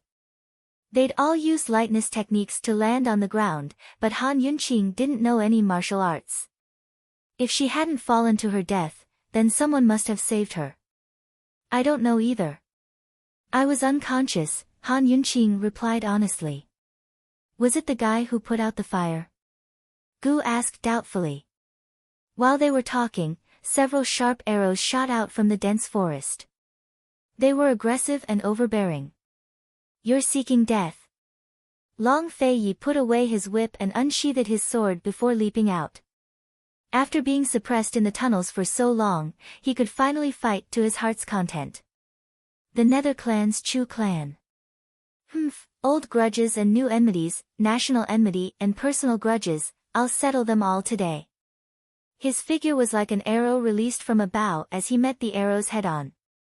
His sword swept out with clang, clang, clang, clang, knocking the arrows to the ground as he pressed closer and closer to the forest. Finally, Chu Tianyin couldn't take it anymore and flew out of the forest. Long Fei Yi immediately went after him. Chu Tianyin's eyes flashed with astonishment before he took out a bunch of arrows and shot them all at once. The arrows whistled through the air like an umbrella. Long Fei Yi finally stopped and swept them away with all his might. Chu Tianyin used all his strength to take out another bunch of arrows. The two of them fought in midair, but unlike in the tunnels, Long Fei Yi clearly had the upper hand this time. He met the arrows head-on and rapidly closed in on Chu Tianyin. At first, Chu Tianyin was slowly backing away, but Long Fei Yi forced him into a corner and forced him to retreat. Amidst the rain of arrows and the clanging of metal, Long Fei Yi was clearly faster than Chu Tianyin. As soon as the two of them drew closer, Chu Tianyin's arrows would lose their advantage while Long Fei Yi's sword would gain the upper hand. Han Yunqing and the rest watched on with trepidation as they cheered Long Fei Yi in their hearts. Suddenly, a black shadow flew out from the forest behind Chu Tianyin. It was none other than the black-robed woman. As soon as she appeared, she started shooting arrows at Long Fei Yi. Seeing this, Tang Li and Chu Shifeng both flew out to help.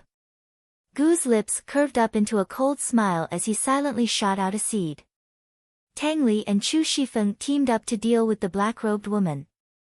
Chu Shifeng's sword skills and Tang Li's hidden weapons soon made it impossible for the woman to deal with Chu Tianyin.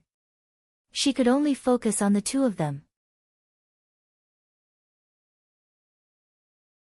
"You're all men, but you're bullying me with numbers and even using hidden weapons. Despicable," the black-robed woman cursed.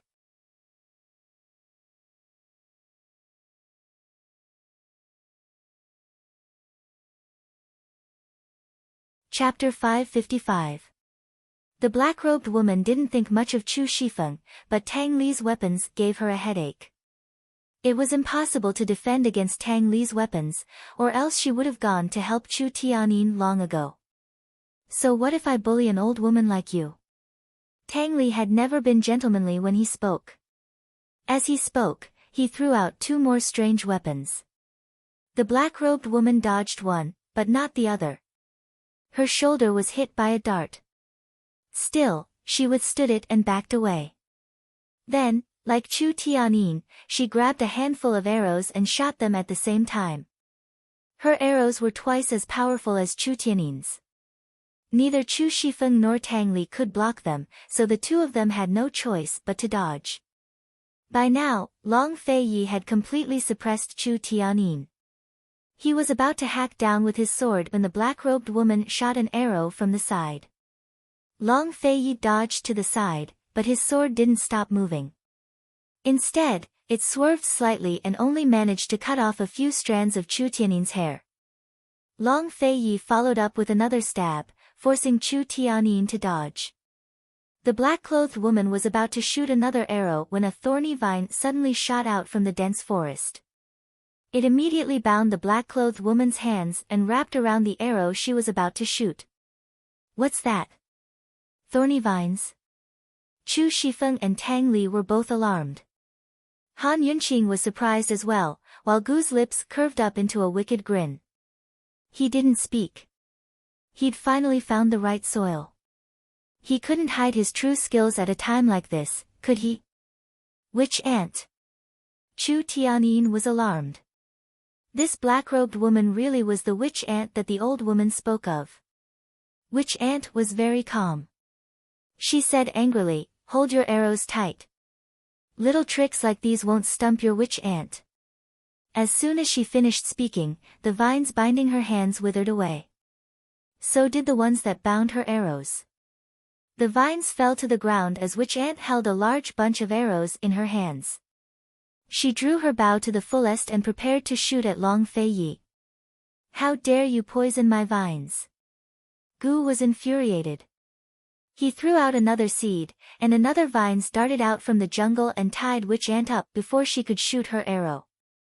Unfortunately, the Witch Ant's poison technique was quite powerful, and the speed of her poison was almost the same as the speed of the vines. Moreover, her poison was invisible. The thorny vines withered the moment they touched her. Gu didn't believe it, so he tossed out a few more seeds, and a few more thorny vines grew. However, all of them were poisoned to death before they could even bind Witch Ant. Gu's heart ached for his seed. Witch Ant had already noticed Gu's trick. She glared at him coldly and said, "Petty tricks. What a joke." Gu was so angry that his teeth itched. Just as he was at a loss of what to do, Han Yunqing said in a low voice, "Old man, continue." "I only have 3 seeds left." Gu had no choice but to answer honestly. The thorny seed was very useful, but it was not easy to grow one. "One is enough. Let me play with it first." Han Yunqing sneered.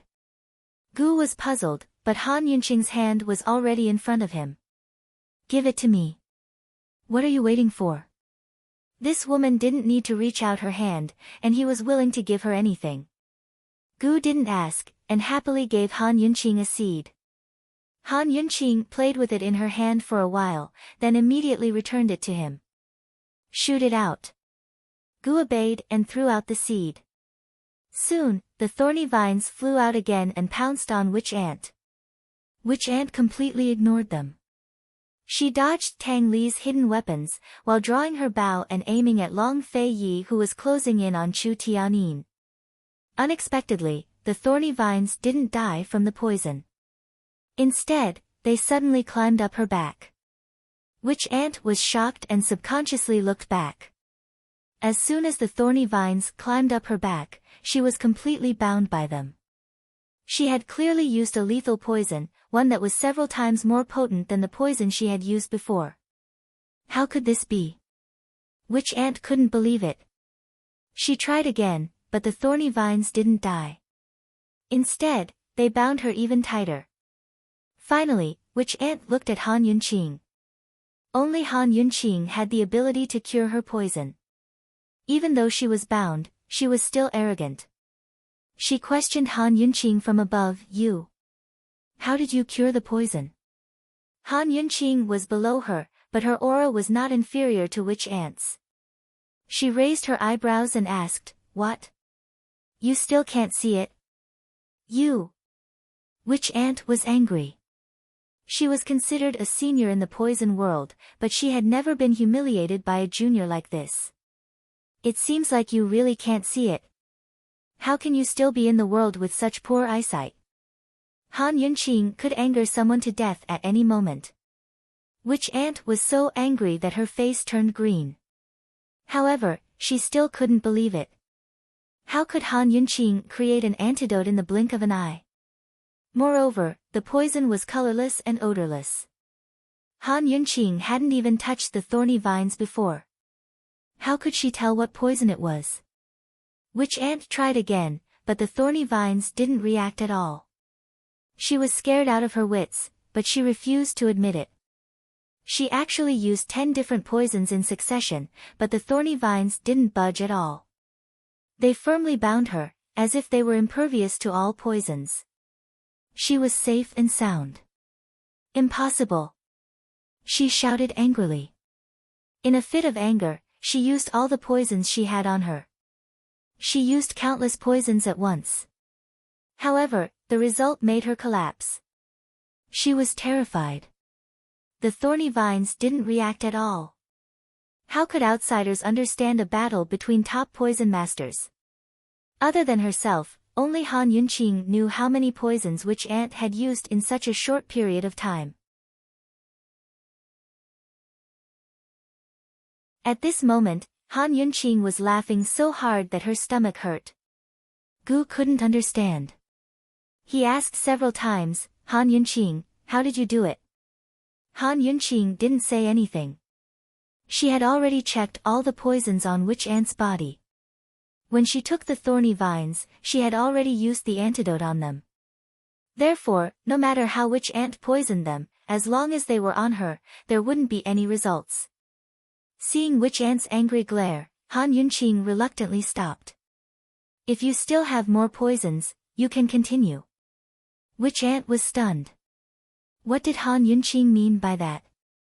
Did she know that she had used all the poisons on her body? Witch Ant didn't dare to make a sound. However, she continued to use the poisons. If she didn't use them, she wouldn't be able to win the thorny vines. Auntie, you should save some of your poisons. Those are all highly toxic.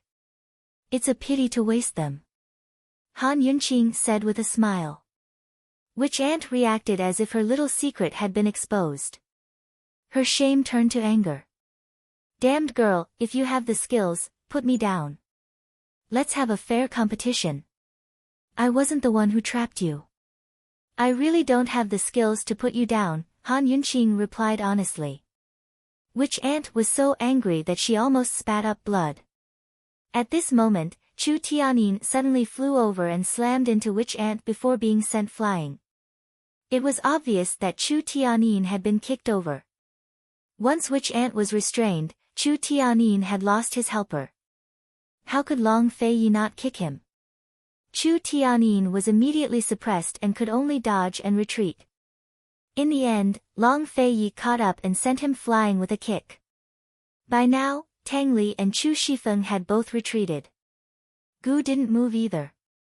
They all knew that the Duke of Qin had wanted to teach Chu Tianyin a lesson for a long time, so of course they'd let him enjoy himself to the fullest. Chu Tianyin hovered by Witch Ant's side, a trickle of blood at the corner of his mouth. Witch Ant's driving arrow arts were stronger than his, but she couldn't help him even if she wanted to. Her heart ached at the sight of him. Chu Tianyin wasn't the type to admit defeat easily either. He wiped away the blood at his mouth and took out another volley of arrows, aiming them at Long Fei Yi. Long Fei Yi didn't stop him, but watched coldly as he waited for him to shoot. His cold, arrogant gaze scorned Chu Tianyin down to his bones. Chu Tianyu wasn't willing to give up. He gritted his teeth and gathered all his strength, causing the volley of arrows in his hands to vibrate and tremble from the force. Long Fei Yi, go die. Chu Tianyin finally let go. Every arrow was filled with power and seemed to have a life of its own as they whizzed towards Long Fei Yi. But Long Fei didn't move. Instead, the sword in his hand moved with clanging sounds. Just as the dozens of arrows were about to reach him, Long Fei suddenly raised his sword. Sword Qi shot out like a rainbow as it sliced down diagonally, cleaving through all of the arrows with a single stroke. At the same time, Long Fei flew forward and viciously kicked Chu Tianyin in the chest, sending him flying once again. Before Chu Tianyin could even hit the ground, Long Fei Ye's figure flashed in front of him again. Chu Tianyin didn't understand. This guy could have kicked him to the ground with a single kick. Long Fei Yi, what's the meaning of this? This meaning? Long Fei Yi said as he kicked Chu Tianyin again. This time, Chu Tianyin spat out a mouthful of blood and fell heavily to the ground. Only now did he realize that Long Fei Yi was tormenting him on purpose. Unfortunately, it was too late. He was so badly injured that he couldn't even get up. Long Fei Yi was a very straightforward person. Usually, a single kick was enough to make someone unable to get up. Gu, who was present, could attest to this. He kicked Chu Tianyin 3 times in a row, wanting to slowly settle accounts with him. He picked up the arrow on the ground and walked over step by step with an expressionless face. Chu Tianyin stared at Long Fei Yi, unable to speak. Witch Ant angrily said, Duke of Qin, the winner takes all. If you want to kill him, do as you please. Be straightforward. Even an idiot could see that Long Fei Yi wasn't going to be straightforward. Witch Ant's words were nonsense. Long Fei Yi obviously wouldn't pay her any attention. Witch Ant was stalling for time so she could protect Chu Tianyin. Long Fei Yi, let us go and the earth of 10,000 poisons is yours. They'd naturally saved some of the earth of 10,000 poisons before setting it on fire. Without it, they wouldn't be able to break through the perplexing butterfly illusion. Long Fei Yi still ignored them. Gu couldn't help but reply, Auntie, we don't want it. You can keep it for yourself. He'd spent so much effort to protect the earth of 10,000 poisons. He really didn't care about anyone else's. You came to the poison sect's underground palace for the perplexing butterfly illusion as well. Let us go and I can tell you where it is, Witch Ant said. Everyone present besides Long Fei Yi laughed, though they were all laughing in their hearts. By now, Long Fei had already walked in front of Chu Tianyin. Suddenly, Witch Ant's body erupted with a burst of powerful internal energy that shattered the vines. Next, she shot multiple arrows at Long Fei with lightning speed. Long Fei was caught off guard and dodged to the side, giving Witch Ant the chance to grab Chu Tianyin and flee. In a flash, Gu, Tang Li, and Chu Shifeng all rushed forward to block her path while Long Fei Yi cut them off from behind. Just as the battle was about to break out, a series of restless noises rose from the forest around them. Soon, a large swarm of bats flew out of the dense forest and surrounded the altar, covering the sky and covering the sun. Everyone was stunned by the sudden turn of events and grew tense. These bats were much larger than normal, so they were no ordinary creatures. Witch Ant clutched Chu Tianyin tightly and said coldly, Long Fei Yi, these are poison vampiric bats. They're very dangerous. If we want to live, we have to work together. But Han Yunqing only snorted disdainfully. No need.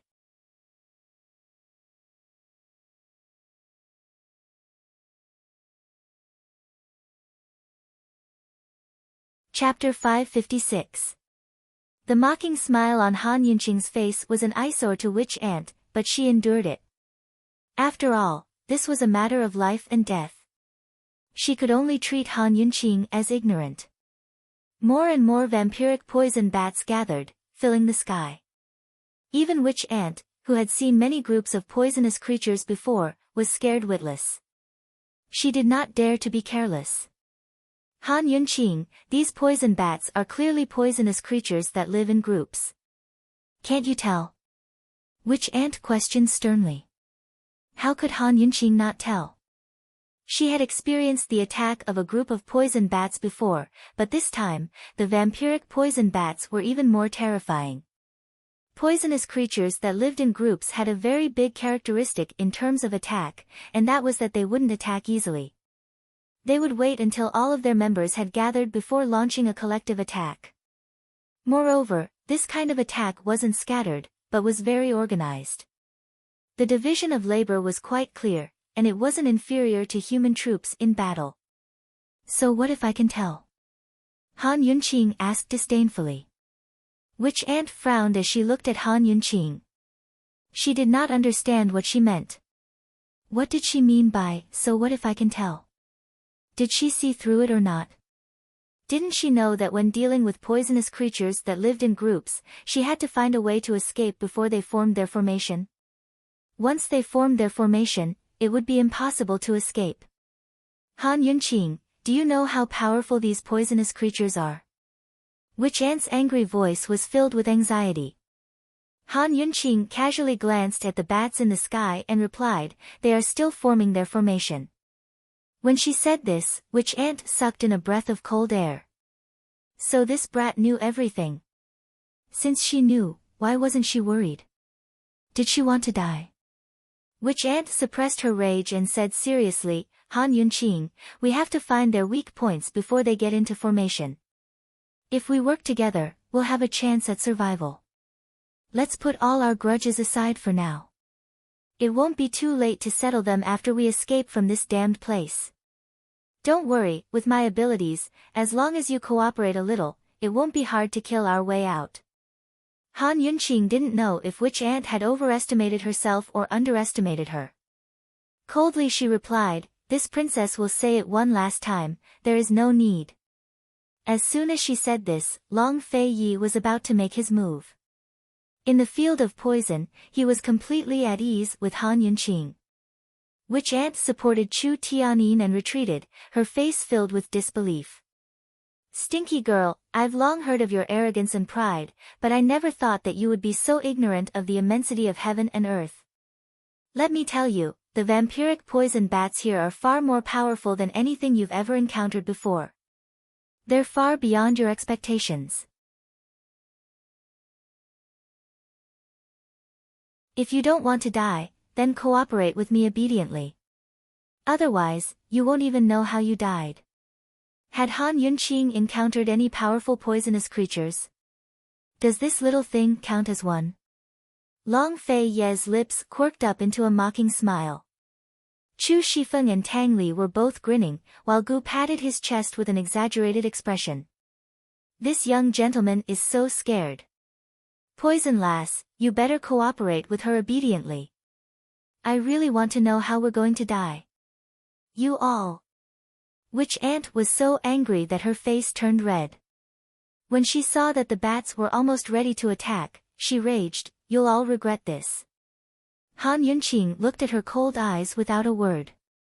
Long Fei Yi suddenly brandished his sword, forcing Witch Ant to retreat. She had no choice but to lay her cards on the table with Han Yunqing. "Han Yunqing, now isn't the time to be angry. I'll tell you the truth, it's impossible for me to deal with these bats with my skills, much less you. We have to work together or it'll be too late. Think it over." As she spoke, Long Fei Ye's sword pressed against her neck.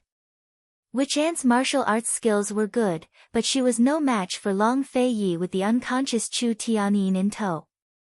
Gu rushed forward to grab Witch Ant while Chu Shifeng took Chu Tianyin. Meanwhile, the sky above the sacrificial altar seemed to be covered by a black cloth. The vampiric poison bats had already formed up and were about to attack. Witch Ant's face turned ashen at the sight. She was so anxious that she almost shouted, "Han Yunqing, that's enough. Your arrogance and conceit will only bring harm to everyone. Let me go right now, I still have a way. Hurry up, do you hear me?" Han Yunqing stared at her without moving, her eyes filled with sympathy. At this very moment, all the bats in the sky became restless and began to boil. Witch Ant grew more and more terrified until she was about to lose her mind. "Han Yunqing, they're about to attack.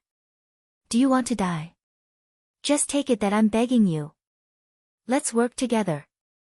You just need to cover me, I'll definitely find the Bat King." Han Yunqing stood in front of her, unmoving. At this moment, the bats above them were the first to attack. Dozens of them formed into an arrow-shaped formation before swooping down from all directions. "It's too late, it's too late." Witch Ant was stunned. She didn't want to die, much less die a miserable death. She struggled violently, but who knew that Gu would let go of her in an instant. She didn't have time to think and immediately drew her bow. But just as she was about to release the arrow, the originally aggressive and highly organized vampiric poison bats seemed to have been frightened by something and suddenly dispersed. Each and every one of them fled in all directions in a panic, and in just a short while, they had all disappeared without a trace. Witch Ant was stunned as she stared in disbelief for a long time, unable to believe her own eyes.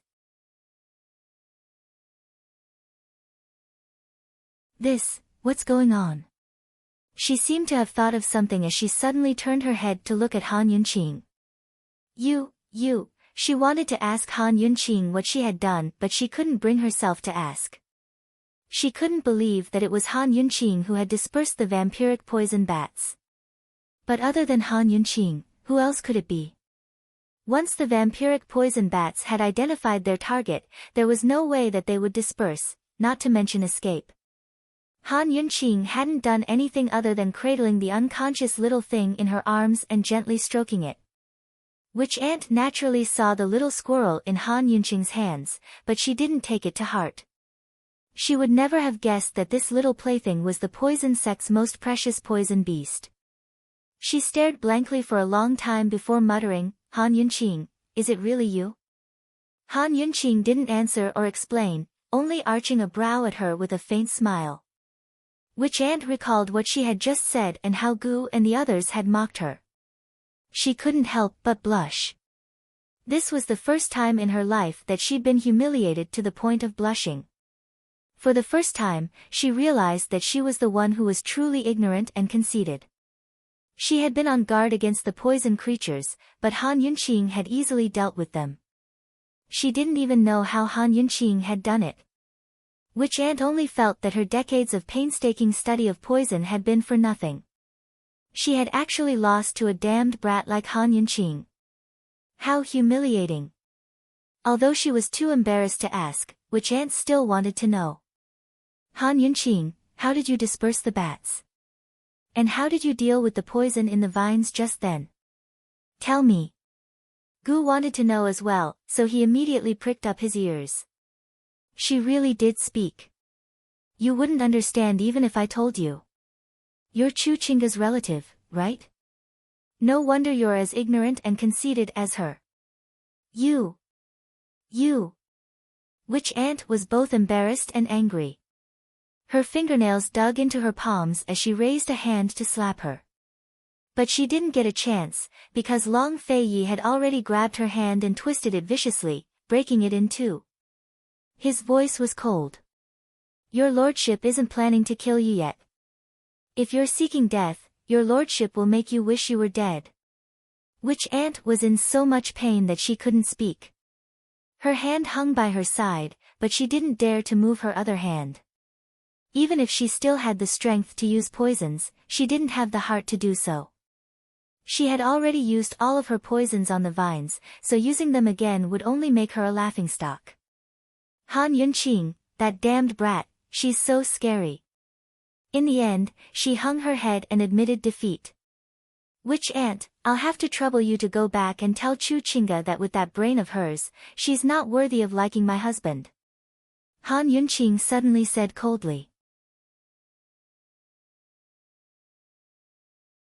Her tone was domineering, her eyes cold and arrogant like a queen. Chu Shifeng and Tang Li were both stunned, while Gu felt both sad and helpless. In the end, he couldn't help but laugh at her antics. She was the only woman in all of Cloud Realm continent who could say such things. He liked it very much. As for Long Fei Yi, he looked expressionless, but the twitching of his lips betrayed his inner feelings. He was used to being domineering, so he suddenly found it hard to get used to this woman's domineering ways. An old woman like Witch Ant was once again stunned by Han Yunqing. She finally understood why her niece had lost so miserably. She herself had lost, hadn't she? After subduing Chu Tianyin and Witch Ant and obtaining the fourth poison teardrop, Han Yunqing's group's trip to the poison sect was quite complete. Although they didn't know how they'd ended up in this forest, they were certain that they'd left the underground palace. This should be one of the forests of the poison grounds, so it should be easy to leave. They had to leave as soon as possible. After all, the collapse of the underground palace had caused quite a commotion. It'd be troublesome if the medical academy sent people over. After capturing Chu Tianyin and Witch Ant, they were about to leave when Han Yunqing gave a start and stopped in her tracks. Just then, she'd felt her very soul tremble. After a momentary daze, she slowly turned around to look at the wordless stele in the center of the poison sect's sacrificial altar. The stele was simple and mysterious. Half of it was black, while the other half was covered in moss. One side was lifeless, while the other was full of life. It was like a mixture of light and darkness, life and death. Han Yunqing seemed to be drawn in by a mysterious, invisible force. Her mind was completely blank, and all she could see was the stele. She looked like her soul had left her body. Long Fei Yi held her hand and could clearly feel the coldness of her fingers. He didn't know what was going on, but he still felt a little flustered. Han Yunqing, what are you looking at? He asked anxiously. Han Yunqing recovered her wits. She had no idea what had happened to her either. Nothing. I was just looking. Let's go. Long Fei tightened his grip on her hand and glanced at the steel again. He felt uneasy and didn't want to linger for even a moment longer. After searching for a while, they finally discovered that they were in the abyss between two mountains covered in poison grass. They spent a lot of effort and avoided the patrolling guards from the medical academy. It was only when night fell that they finally returned to Medical City. They naturally wouldn't stay in Medical City for long, so they left after a short rest. Once they were out of the city, Long Fei released Witch Ant. He said, "Go back and tell the Nether Clan head that his son is in this prince's hands." Nether Clan? Han Yunqing was curious.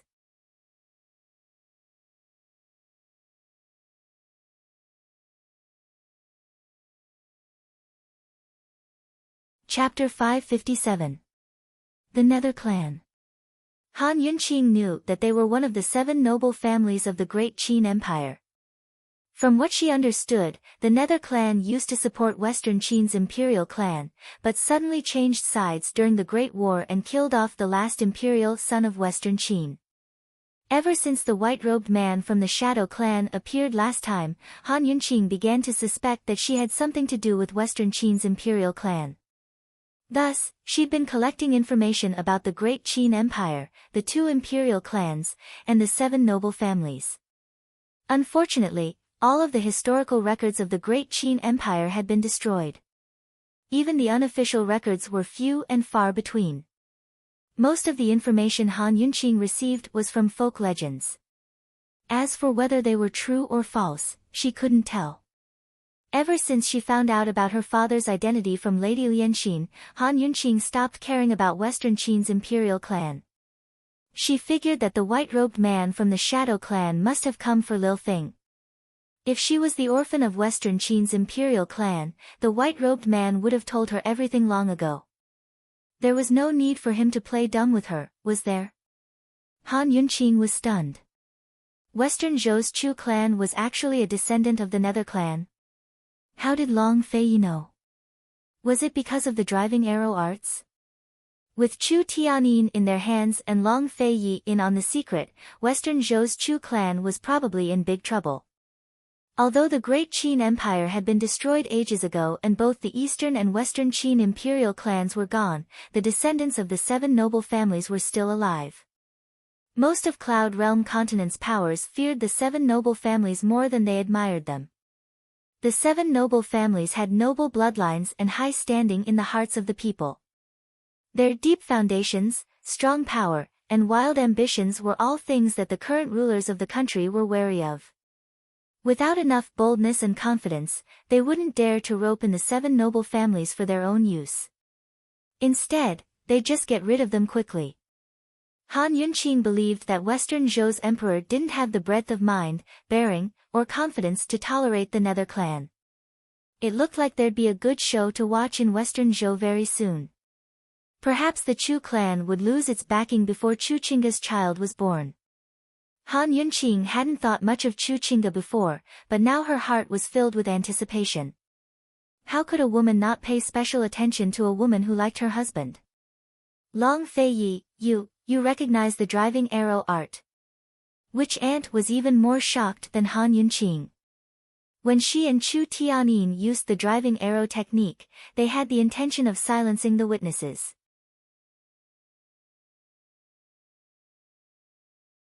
However, they didn't want the driving arrow technique to be spread, and people with ulterior motives would learn of the Chu clan's secret. She had never thought that Long Fei would actually be such a scheming person. He knew. Among the 7 noble families, only the Shadow Clan's shadow technique was known to all. As for the Shadow Clan, other than the shadow technique, which was made public, no one knew anything else about it. The other 6 noble clans all had their own secret techniques. No one knew about them back then, let alone now. Everyone knew that the Fiend clan was good at archery, but that was just common archery. The driving arrow technique had never been made public. How did Long Fei know? If you don't want to go back, your lordship doesn't mind keeping you here, Long Fei Yi said. Telling which ant to go back was Long Fei Ye's way of showing off his power to the Chu clan. With Chu Tianyin in his hands, it was enough for him to find out what he wanted to know. It was also enough to stir up the peaceful waters of Western Zhou. He never planned to let the Chu clan off so easily. Moreover, now that he'd confirmed that the Chu clan was from the Nether clan, he couldn't let them off so easily. In the past, the Nether and Shadow clans had worked together to protect the orphan of Western Qin's imperial clan. Only 3 generations had passed since then, so the Nether clan must be well aware of the Shadow clan's situation. Whether it was to protect the news of the orphan of Western Qin's imperial clan, or to avenge the destruction of East Qin, he wouldn't leave the Nether and Shadow clans alive. Naturally, Witch Ant didn't dare to linger, but she still left behind some harsh words.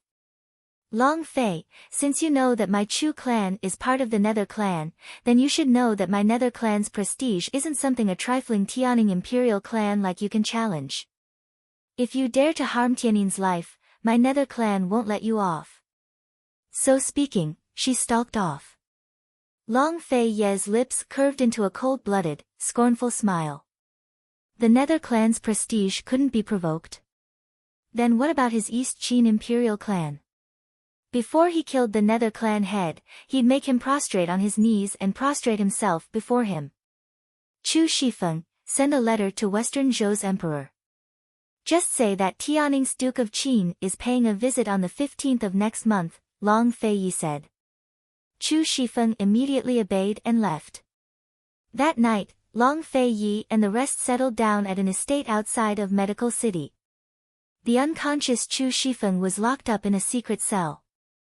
They were supposed to be resting, but none of them could sleep. Tang Li prepared a table of food and wine in the courtyard, joking that he wanted to calm everyone's nerves. However, Han Yunqing and the rest still didn't show up. Han Yunqing was currently treating the wound on Long Fei Ye's arm.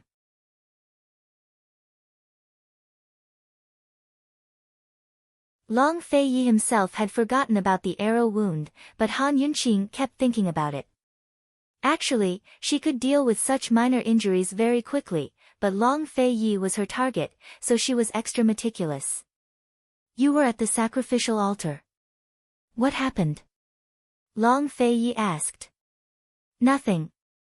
Maybe I was too tired and spaced out, Han Yunqing said mildly. How was she supposed to explain things to Long Fei Yi when she herself didn't know? How did you know that the driving arrow arts were the Nether clan's secret arts? Han Yunqing asked. I saw it in a book by chance. I suspected it when they used crossbows before. Long Fei Yi wasn't lying. I heard that the Nether clan was the main culprit behind the East Qin imperial clan's destruction, Han Yunqing intoned. Long Fei Yi fell silent for a moment, then changed the subject. Who put out the fire? Could it be someone else from the poison sect? Either that, or someone very familiar with the poison sect. No matter who it was, at least we don't have any ill intentions, Han Yunqing said seriously. If that person had any ill intentions, they would have died in the underground palace long ago. Long Fei Yi agreed with this point and nodded. He wanted to ask about the sacrificial altar again, but Gu suddenly rushed over. What are you two dawdling about for? Come out and drink. Gu was clearly doing this on purpose. So what if he was rushing them? Why was he pounding on the door so hard that they had no choice but to open it? Han Yunqing opened the door and saw that Gu's shoulder was wrapped in gauze. She asked suspiciously, didn't we call for a doctor to treat your wound? I'm not used to it. Gu said resentfully. Han Yunqing glanced at him. Although the arrow wound wasn't well bandaged, he'd used the right medicine. She wasn't worried anymore. After all, no one in the world was better at using medicine than Gu. Gu glanced at Long Fei Ye's hand, the gloominess in his eyes growing. When they reached the courtyard, Gu asked who had put out the fire. Unfortunately, they couldn't come to a conclusion even after a long discussion. It had to be said that this matter had become a mystery. Long Fei Yi didn't allow Han Yunqing to drink, but Gu kept trying to get Han Yunqing to drink. I'm happy, so I should drink a little. Gu looked like he was smiling, but his eyes were filled with stubbornness. Long Fei Yi didn't say a word, but his eyes told Han Yunqing that she couldn't drink. Actually, she didn't want to drink either. As if in a fit of pique, Gu Qishao shoved the wine cup in front of Han Yunqing. Poison lass, this is the first time I've drunk with you. You don't even give me the honor of drinking a cup. Are you still a friend? Poison lass, Han Yunqing refused at first, but after going back and forth a few times, she couldn't resist and wanted to take it. However, Long Fei Yi finally took it and drank it in one gulp. Gu was happy. How could he bear to force Han Yunqing to drink?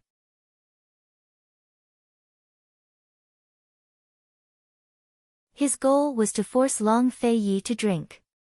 Long Fei Yi, you're drinking for her, right? If you do, you'll have to drink twice. Come, drink 2 cups. Gu said with a smile, suddenly in a good mood. Long Fei Yi still didn't speak, and the 2 cups of wine quickly went down his stomach.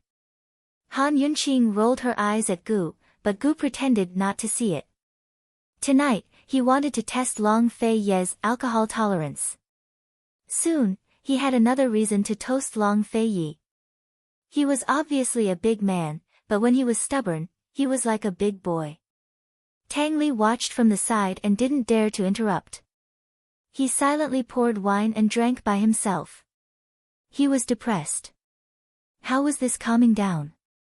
This was the rhythm of a drinking competition. Fortunately, his brother was in a good mood tonight.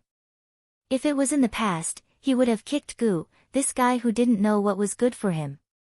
Han Yunqing watched from the side and couldn't help yawning. She was tired. After sitting for a while, she went to sleep first. Not long after she left, Long Fei Yi got up and wanted to leave without saying goodbye. Gu didn't persuade him to drink and silently followed.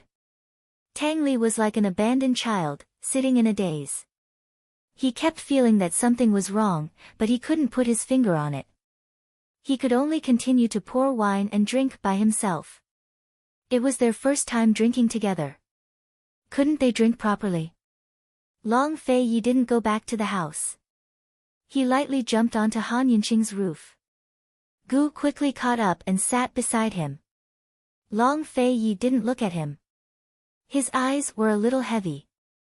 It looked like he didn't plan to sleep. Gu Qishao yawned a few times before he said, "Thanks." He had made a special trip to say this. In the abyss, he almost told Han Yunqing the secret of his immortality. Long Fei Yi didn't say anything. Gu sat for a while and got up to leave. At this time, Long Fei Yi said, "Why did you want to tell her the secret that you've kept for so long?" "I was afraid that she would cry," Gu answered without hesitation. "Would she?" Long Fei Yi asked. Yes, she definitely would.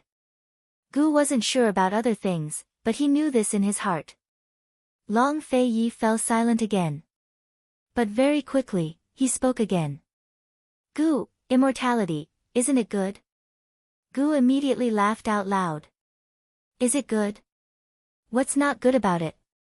Long Fei Yi asked back. "Ha, Long Fei Yi, do you think I'm human?" Gu asked self-deprecatingly.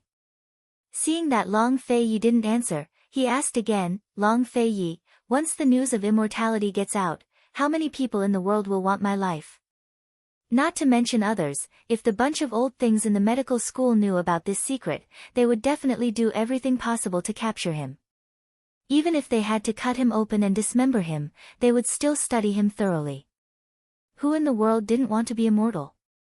Who didn't want to know the reason for immortality?"